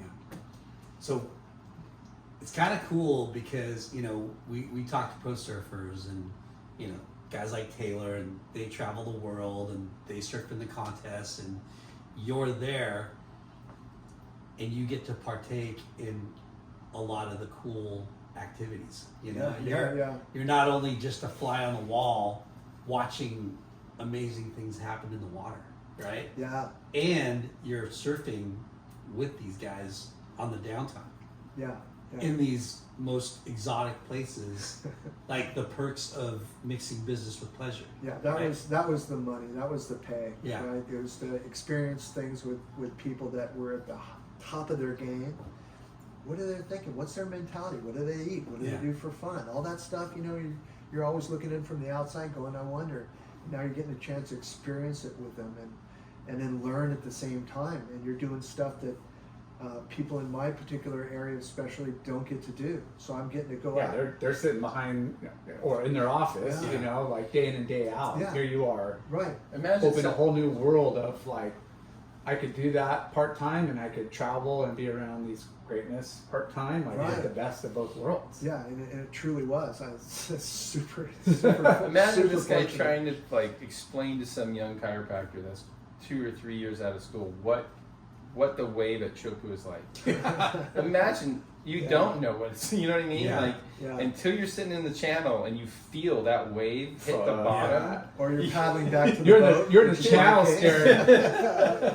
Well, I mean, I can only imagine the different places in the world: J-Bay, Oh. Chopu, Oh. Pipe, you know, Hossiger, Biarritz, or, you know, like all those killer Exotic, places yeah, that cool places. we as surfers, you know, the I'm sitting here with freaking professional surfers, but the novice guy, Yeah. you know, who's like dreamed and imagined, Oh, yeah. holy shit, I would have loved to have been there, you know, and you were there. And this Yeah, guy yeah. never missed Tabarua or North Shore. Yeah. You know, And he yeah, earned it, spot. you know, Goofy like foot, Tabarua. he was the I did a guy, house you doctor know? for You know the 2 that, weeks. South Africa has a specialist, the only specialist that's like this in the world. So part of the medical team in South Africa is a shark bite specialist. You're kidding. What? Yeah, No way. There's a Dr. specialist Philip. for shark bites? shark bite specialist. Wow. It's Wow. gnarly there. Jesus. I mean, So gnarly there. right? I mean, I think the way it worked for me, I was in South Africa one year, and then the next year was when Mick had his little moment with the whitey, and I'll never forget watching it on TV live and seeing this fin come up to Mick, and then a wave comes and it blocks the camera. Yes. And you don't know whether that Oh. next moment you're going to see blood, Good Yeah. chicken your skin. buddy Yeah, dead, so or crazy. what. That was Probably one of We the talked about so this, most watched that video exact clip thing. of all time So surfing. wild. Oh yeah. Because And then there's nothing that even Kelly did that was watched more than that on Yeah. the worldwide level. And At the you worldwide know level, what was yeah. wild about that too? It was a breakthrough moment for Julian Wilson. dude, I was Super just You know, stud. feel I me? know. yes. Because, you know, God love you, Julie, but people weren't loving him, man. He was One kind out of of a guy- million would have done what he did, and he did. It what was he did. his moment Yeah. to make or break who am I as a man, Yeah. and he made it. And I Yeah. was so proud of him. I mean, 100%, man. That is like. I worked for Julian. He's so great. Yeah. And I love Jules. He's just great. But that was a moment where, Yeah. you know, he could have continued down that same road where everybody's going, Yeah, he's or like, oh my God, dude's a man. He's one of us. Yeah. He would fucking stand up for me in the face of death. Yeah. That was a big moment for Yeah. me. Just an experiential moment Yeah, as a and part of the thinking tour. about it kind of gets you choked up because you're just like, Yeah. holy Yeah. fucking Yeah, shit. Would he you have entered done the that? Would I have lion's, done that? lion's We don't den. know till we know. Lions. Right? He knew the lion was in there and he went in. He did. Yeah. You know, He so was in that's respect right Yeah. there. Yeah. that was I actually watched that live too, Yeah. and we talked about it when we had Julian on, Oh, cool. you know, and it was like, man, I like, still get chicken skin. Yeah. For sure. Yeah. like you, the way you described it, you saw the fin, the wave fucking came and Yes. blocked the view, Yeah. and in that, you know, what is it, 4 or 5 seconds, you're thinking, Right. he's dead, he's Yeah, fucking so dead. many things, all the Yeah. wrong things going through. Yeah. Yeah. And then, you know, and Or then you see yeah, Julian yeah. just He's bolting compromised. Yeah. towards him, and you're just like, Yeah. what are you Yeah. doing? You're Yeah. crazy. Yeah, that was heroic. Yeah. One other story. Were you at G-Land when Derek got hurt? No. Oh, okay. Derek Sorry. Bowe, or Yeah. Yeah, Derek Bowe. He had a- I helped him afterwards, but yeah. Yeah, that was, and that's another point of like we're out at G-Land and one of the first contests, and Derek gets his fin behind his knee, right? Yeah. Or it was on the, and it was a serious situation. Like it was Yeah, it real was close to that artery, yeah. Yeah. and it was a big gash. I mean, there was blood going. Warren was there though, Yeah, yeah. so I mean, I couldn't even imagine if there wasn't a doctor there right then.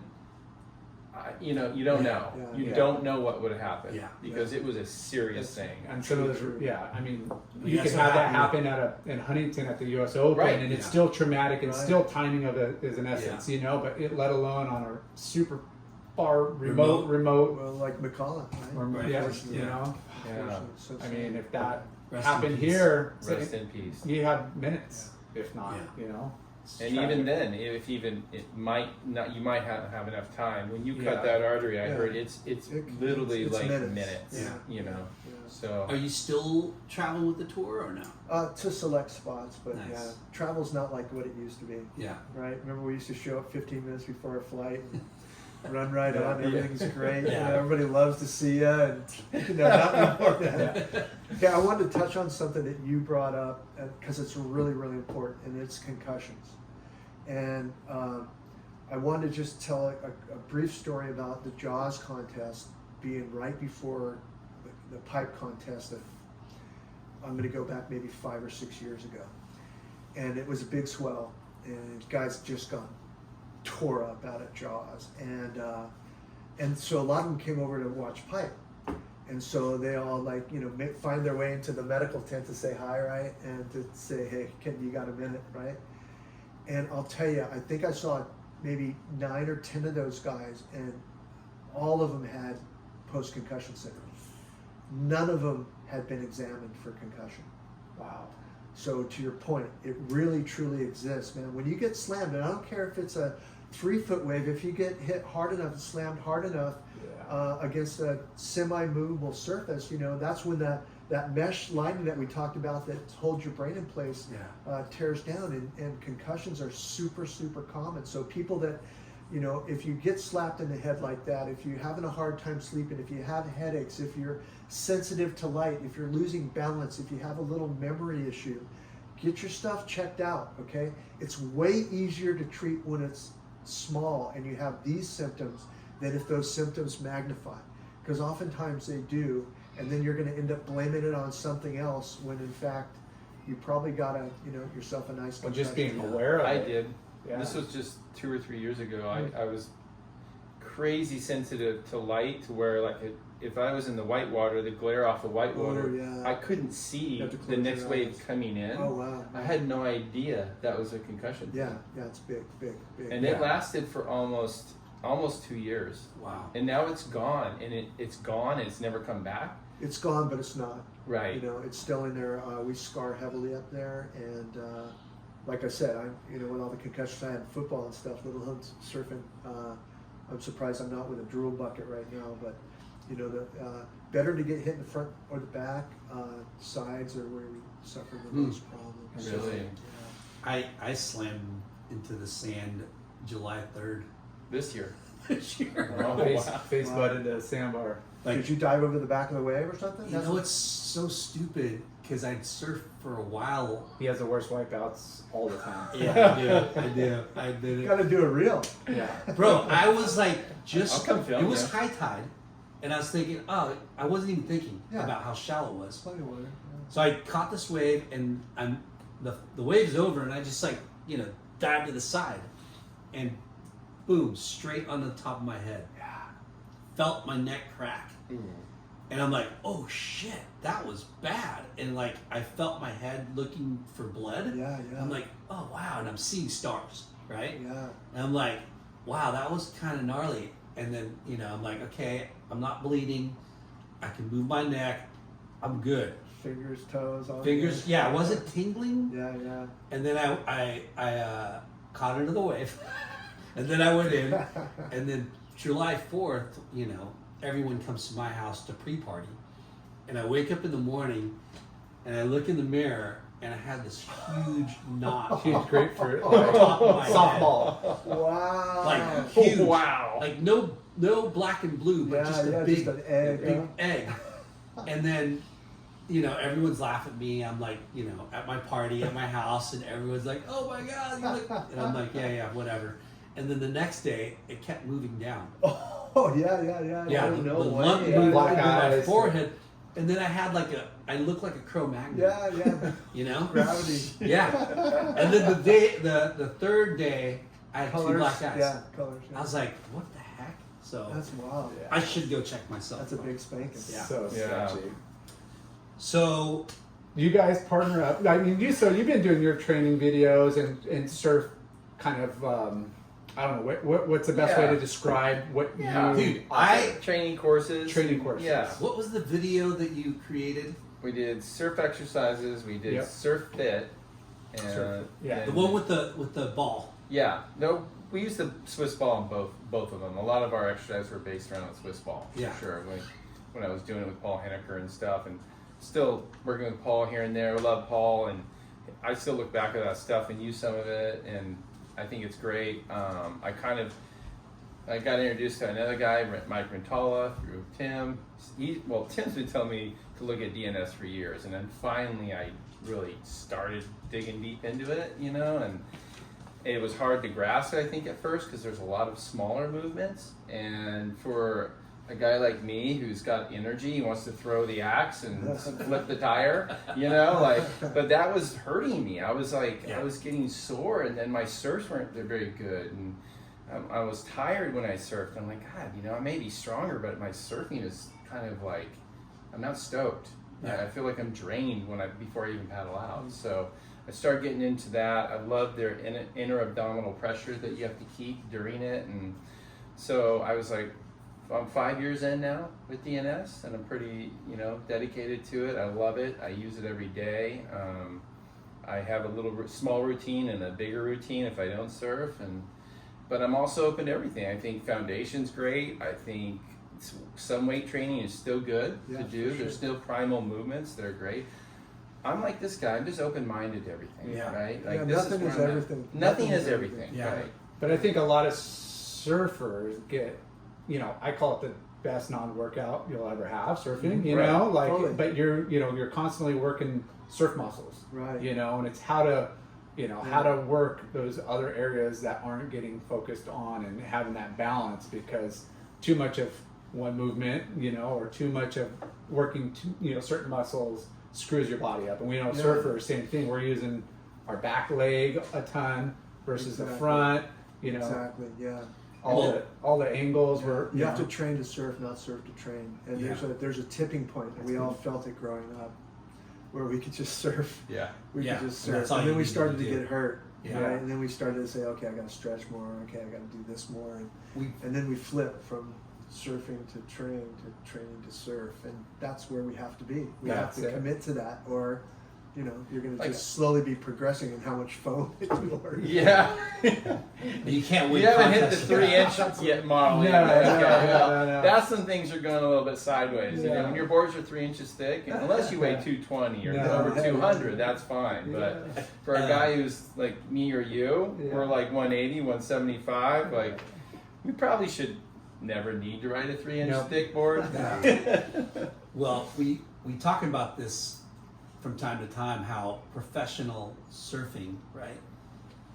Back in the day, when PT and Ian and Sean, like those guys just surfed, Oh, yeah. There's no training whatsoever. Maybe they swam. Yeah. Yeah, because they weren't wearing leashes. They had, That's true, exactly. or maybe did weights, but it wasn't like they didn't really do that. Yeah, right? it wasn't a science. And it wasn't, they weren't health conscious. Yeah. They were just healthy, Yeah. right? They didn't really have a program or a science or anything to help them with their craft, right? Right. And your generation, I think, those guys started like realizing, hey, I'm a professional athlete. Yeah. And maybe even before your generation, but like somewhere along the line. Right in there. You're right in the Yeah. zone there, because I was going to tell a little story about a pipe contest where, back before iPhones and computers and all that stuff, I was going over there and working with some guys, and I remember Robbie Page and Shane Horan were going to surf in a final at Pipe. And I remember getting summoned on the coconut wire, right? Hey, go back to this house over here. A couple guys need you, before their heat. So I don't even know who it is, right? I'm just going back there, and it's Shane and Robbie. And they're going to compete against each other, right? Yeah. And they're sitting down, stretching, doing their thing, and talking, having a good time. And the contrast between then and how it is now, where you got coaches and like don't look at all this psychology stuff going on now. Well, when I got there and was going to work on these guys, it was probably, 20 minutes before they had to get out onto the beach. And so I was going to do a quick tune-up on them. And, their pregame warm-up was rolling a joint about the size of my thumb, talking story with each other before they go compete against each other. Yeah. So to contrast that now to, Right. who's out there surfing now, Yeah. and how weird that situation Yeah. would be, whereas how normal that situation was Yeah. back then is quite a contrast. So, but when the jersey's on, and those yeah. guys would be Yeah. like Oh, yeah. paddling each Oh, other. yeah. they're and going to put on a show. for Shane's sure. going to try to get you on a paddle interference immediately. How crazy is it though, like what we were talking about, like when you see there's like exercise bikes in the competitors area, Right. and you have bands and jump ropes, and Yeah, like you- it's you just have, really good to see, yeah. like you have the Griffin professionalism with, of it. sure. with for those sure. bands, and he's like squat running in the competitors area. You're like, fuck man, it's serious, Yeah. and it's cool because the stuff that they're doing now, you're just like, what the fuck? It's just like any other professional athlete. Well, it goes back to the Even 80s. more. You're Yeah. 25, you're old and retired. Yeah. Like you barely, if you can make it to 25, that's like you're At 30, they forced you out. Then At 30, they considered you too old to be a Just, pro surfer, and you were out. and it just because of people taking care of themselves, because of the evolution of staying healthy and Yeah. working on your body, and just why couldn't you go to 30? And Well, then why couldn't you go to 40? And then, Mr. and Slater, Mr. and Robert you, freaking- Yeah. and Mick. I mean, just going like this as they get older, and it's still surprising, right? It's so Well, mind blowing. I mean, until you're 25, you really aren't even like fully developed into Right. like Yeah. what we call like man or dad strength. Right, You right. can be strong and kind of that, but just I And think now we've you're recognized how much the mind plays a part in it. So now, as you get older, you're getting wiser, right? You're taking those experiences and turning them into something that's super useful for you, and that also expands that career, Yeah. to your Tom Brady's or your Kelly That's Slater, so those crazy. kind of guys. Yeah.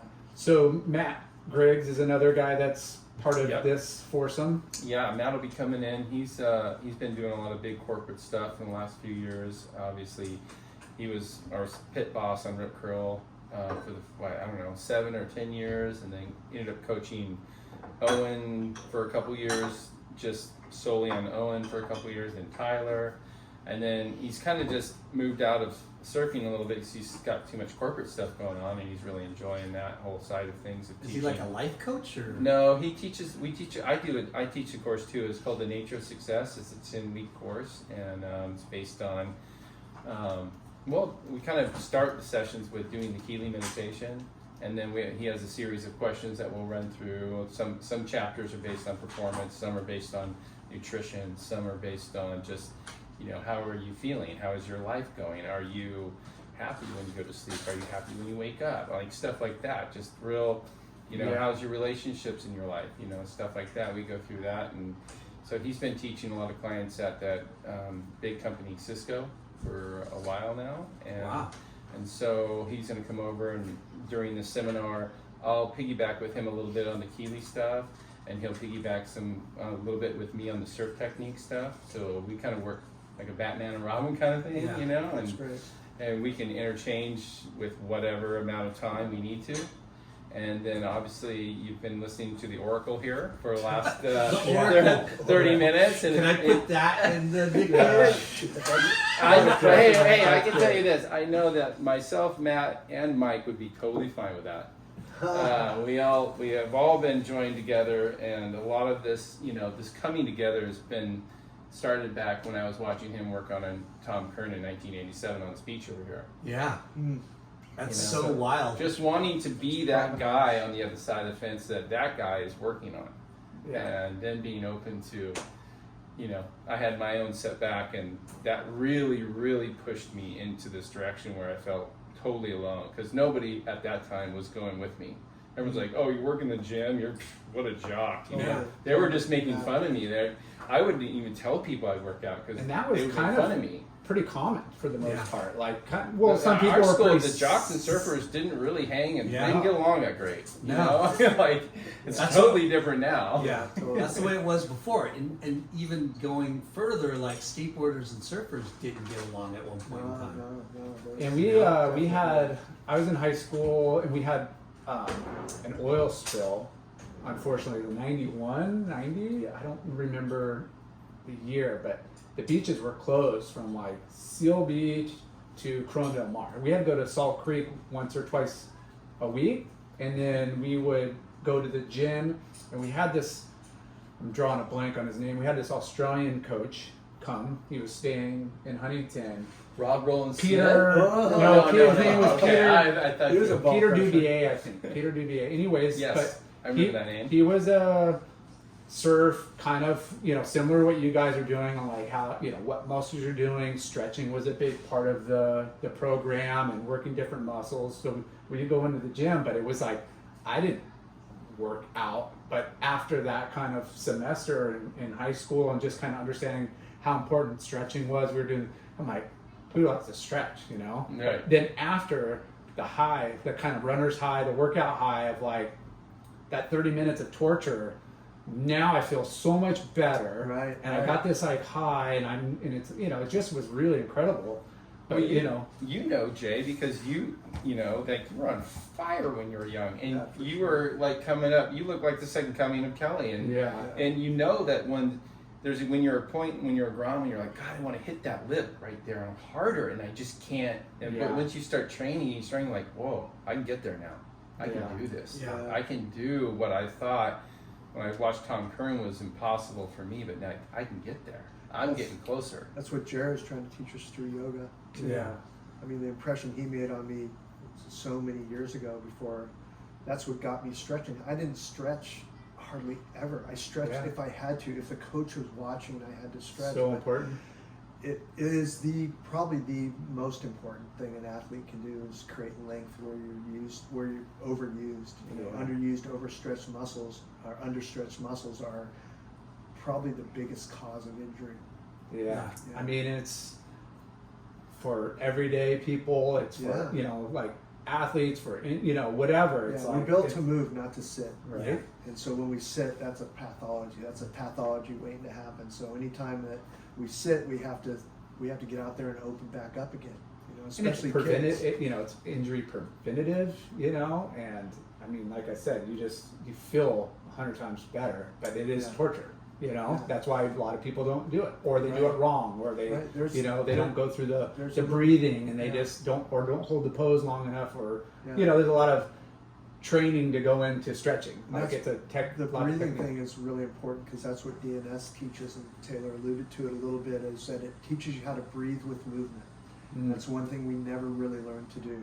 I want to learn that. Boxers learn to breathe with movement. So there's Gymnastica Natural that you guys may have heard of. It's a combination of jiu-jitsu, gymnastics, and yoga. Wow. That Is that a workout? Alvaro Romero, what's that? Is it a workout? Oh, it's a workout. Yeah. Yeah, it's like Kid Pellegro's doing it over on the North Shore a lot, and it's just insane. Something I want to do. Oh, it's a beautiful thing. If you want to do it sometime, I'll take you through a session. Please. This guy will get hurt. Alvaro brought it over to my house like once every 2 weeks for about 2 years. Nice. And so I learned probably 300 different moves, and that's how I examine people now.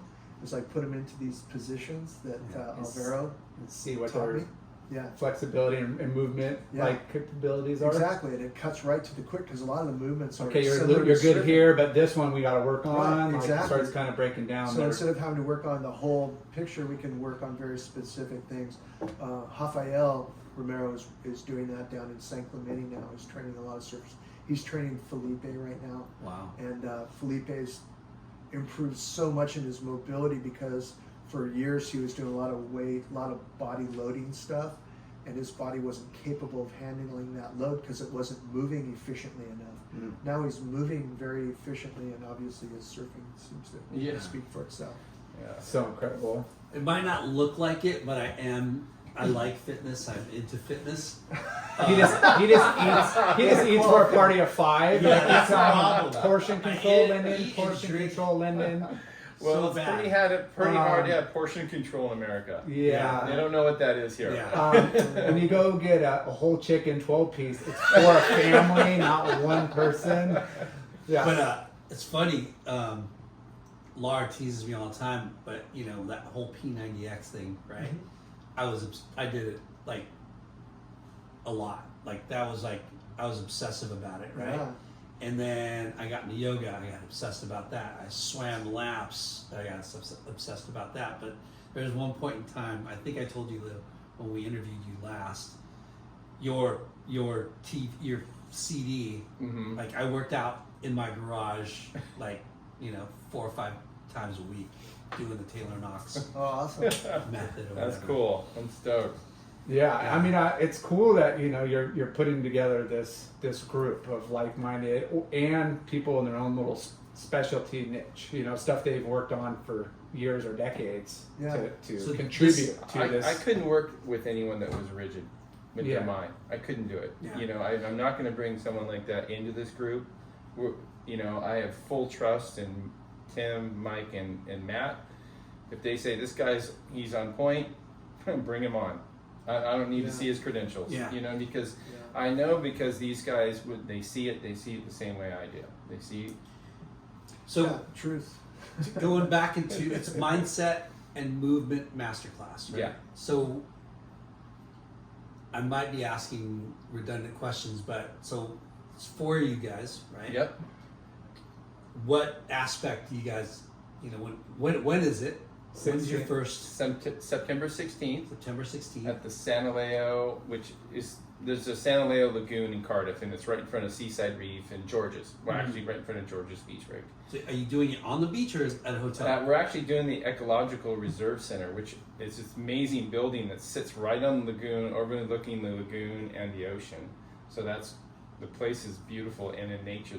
We're right in nature, and we're going to be upstairs. It's going to be a small group this time. We only have 25 people in person that can come. Viore is going to be giving everyone a free pair of trainers, core shorts. Reef's going to give everyone a free pair of sandals. We got 50% off fins, Naked Viking fin, 50% off like Carver skateboards. Fish 101's catering. We're gonna Fish 101 is gonna be catering lunch. We got Mono water there. We got Elixir. Yeah, Biomat is coming in. So if you ever laid on one of those mats that's made out of about 50 pounds of crystals, and then it's got infrared that comes through it, so it's like being in a crystal sauna.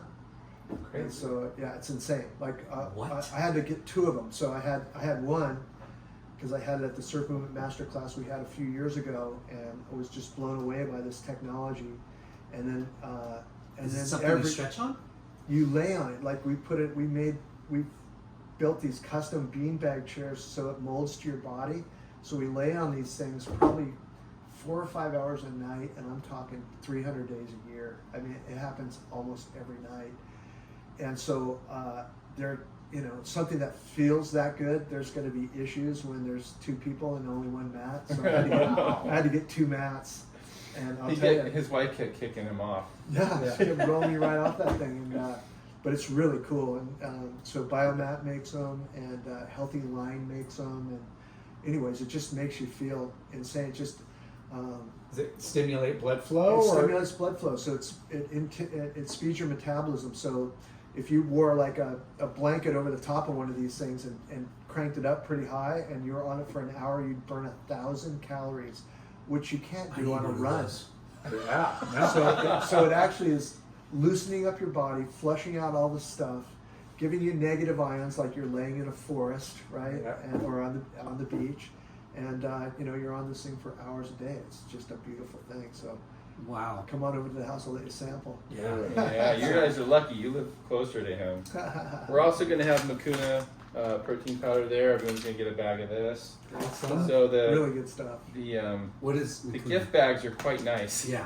Yes. I mean, plant-based protein. It's great that you're giving, you're encompassing everything that you're preaching, but you're giving them, walking away with little tidbits of what you have in your daily life. This series is definitely not sponsored by Coca-Cola. Yeah. No. We want to do that and really curate, the stuff that we talk about. We live what we teach, and so being genuine and authentic is becoming a pretty rare thing these days, and coming with the truth as opposed to, hey, pay me a bunch of money and maybe you'll get some truth. Yeah. So hopefully people will kind of feel that, we're coming with our hearts open, and 25 are going to be there. person. I'm sure it's already sold out, but if not, how they sign up, DM you I or. think there's there might be a few spots left because we kind of just started promoting it, but it's like 10 people signed up last night. But that's incredible. But it's not like a one-time. This is going to be a reoccurring event, and they're also going to be able to download or go to a website Unlimited and be able to download it. Do it on their own. Yeah. Is there already a website for it? There is a registration page, and once there's a guy who's going to come film, and then he's going to edit it, and then we'll put it online for people to have whenever they want, and then everyone will get like the ARC series, the ARC workout. They're going to get that for free as well as part of the deal, and so. Yeah, and then depending on what we really want to listen to, what the audience really wants to listen to, we've got contacts with people that are some of the best people in the world at breath work or at meditation. Well, obviously we're here with the meditation already, but all these different things from nutrition to blood work to how much water you should drink, what kind of sleep you should get, all that stuff is critical to being able to surf for as long as you want through life. So that's what we want to provide, is that kit that we all need. And your Yeah. kit's going to be a little different than mine, and yours is going to be a little different than both of ours. But that's the cool thing, is we want to give the nuts and bolts of, hey, here's what you need to have in your kit.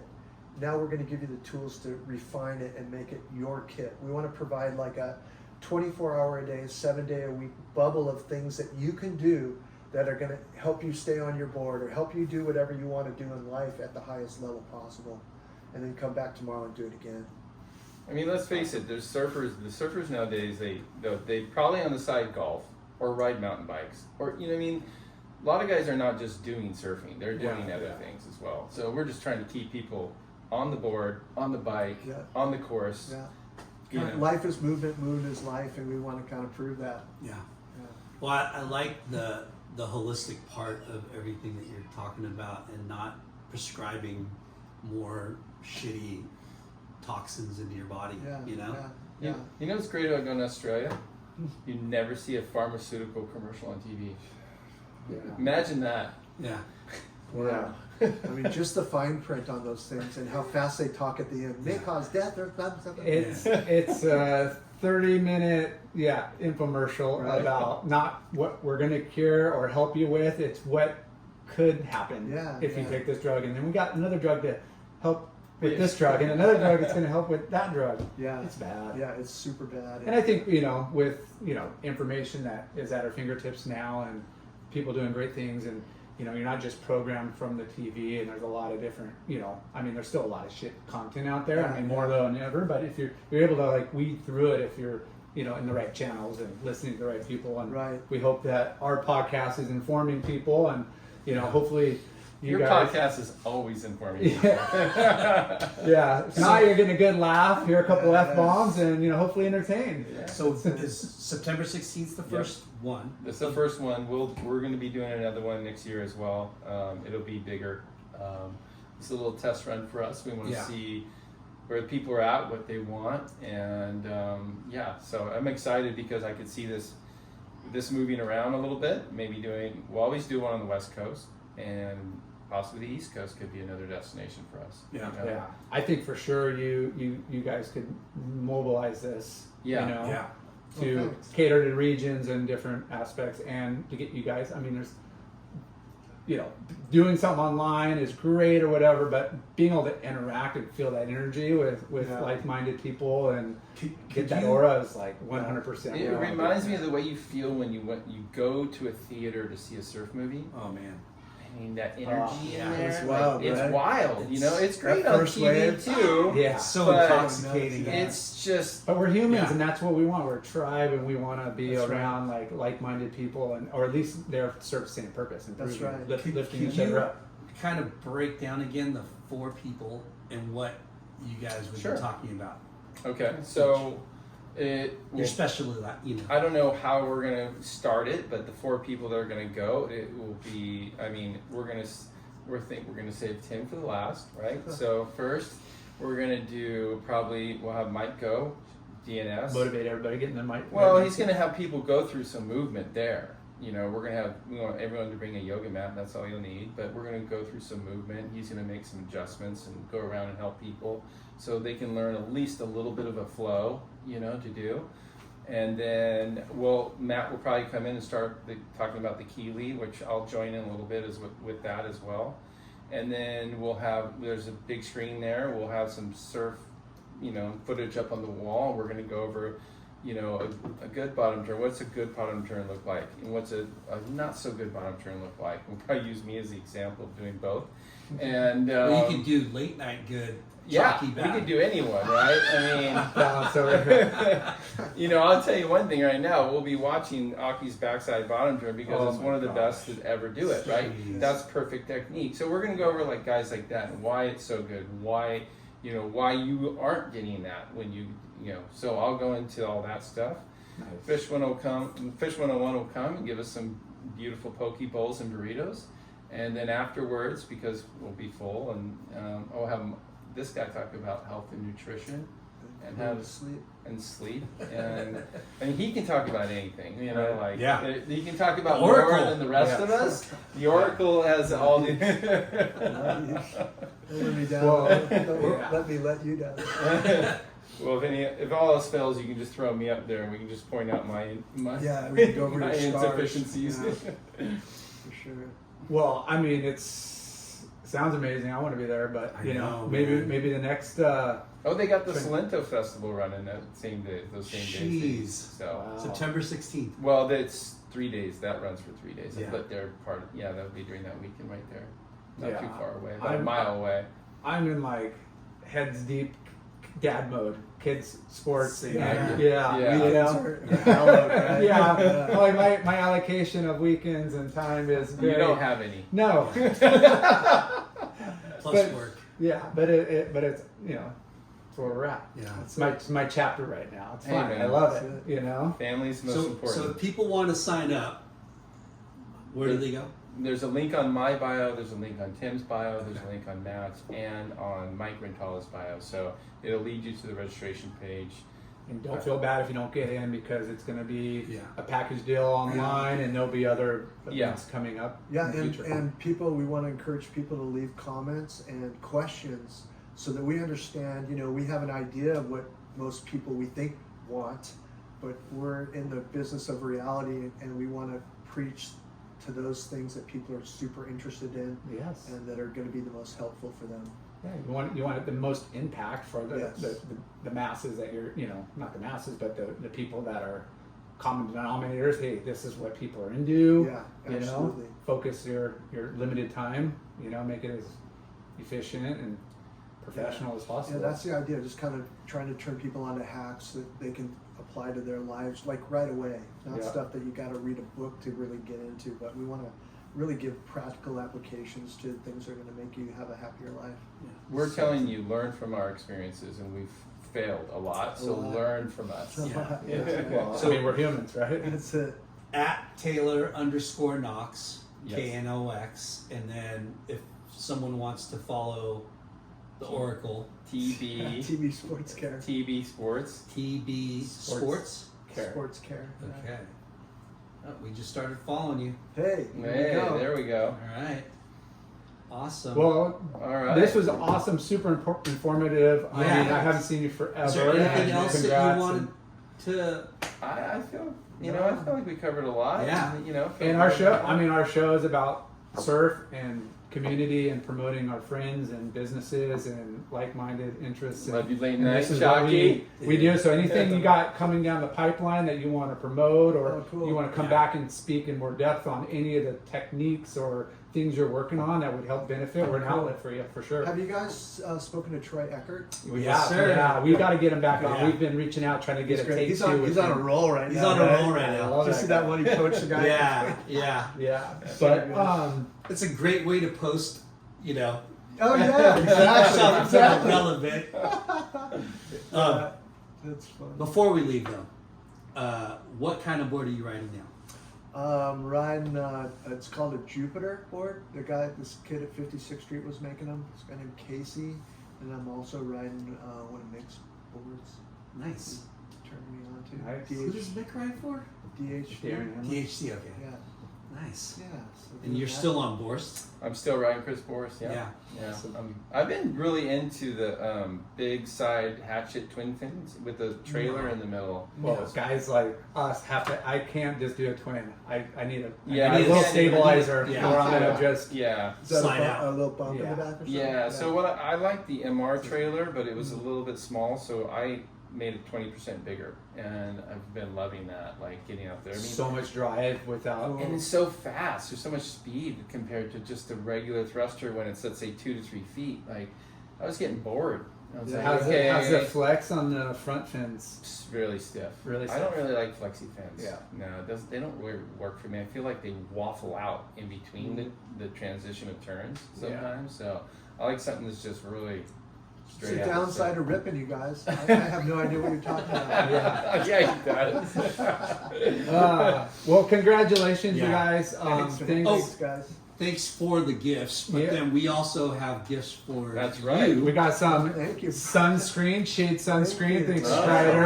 okay. Strider, yep. Of course, we got some of our little late night I koozies. love these. We got a couple Koozies of are hats the for best. you. Thanks, guys. Bonsai bowl. Thanks, Joe Bard. Joe. Live life in the bowl. Nice. A couple of free bowls. Okay. And Thanks so much.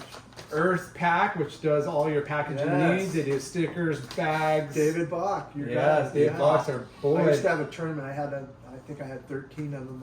Charity golf tournament every year, and He was supplied always all the good. bags for Good the on the goodies. bags. Yeah, he's awesome. Epic. And also Caballero Pools and Spas. Yep.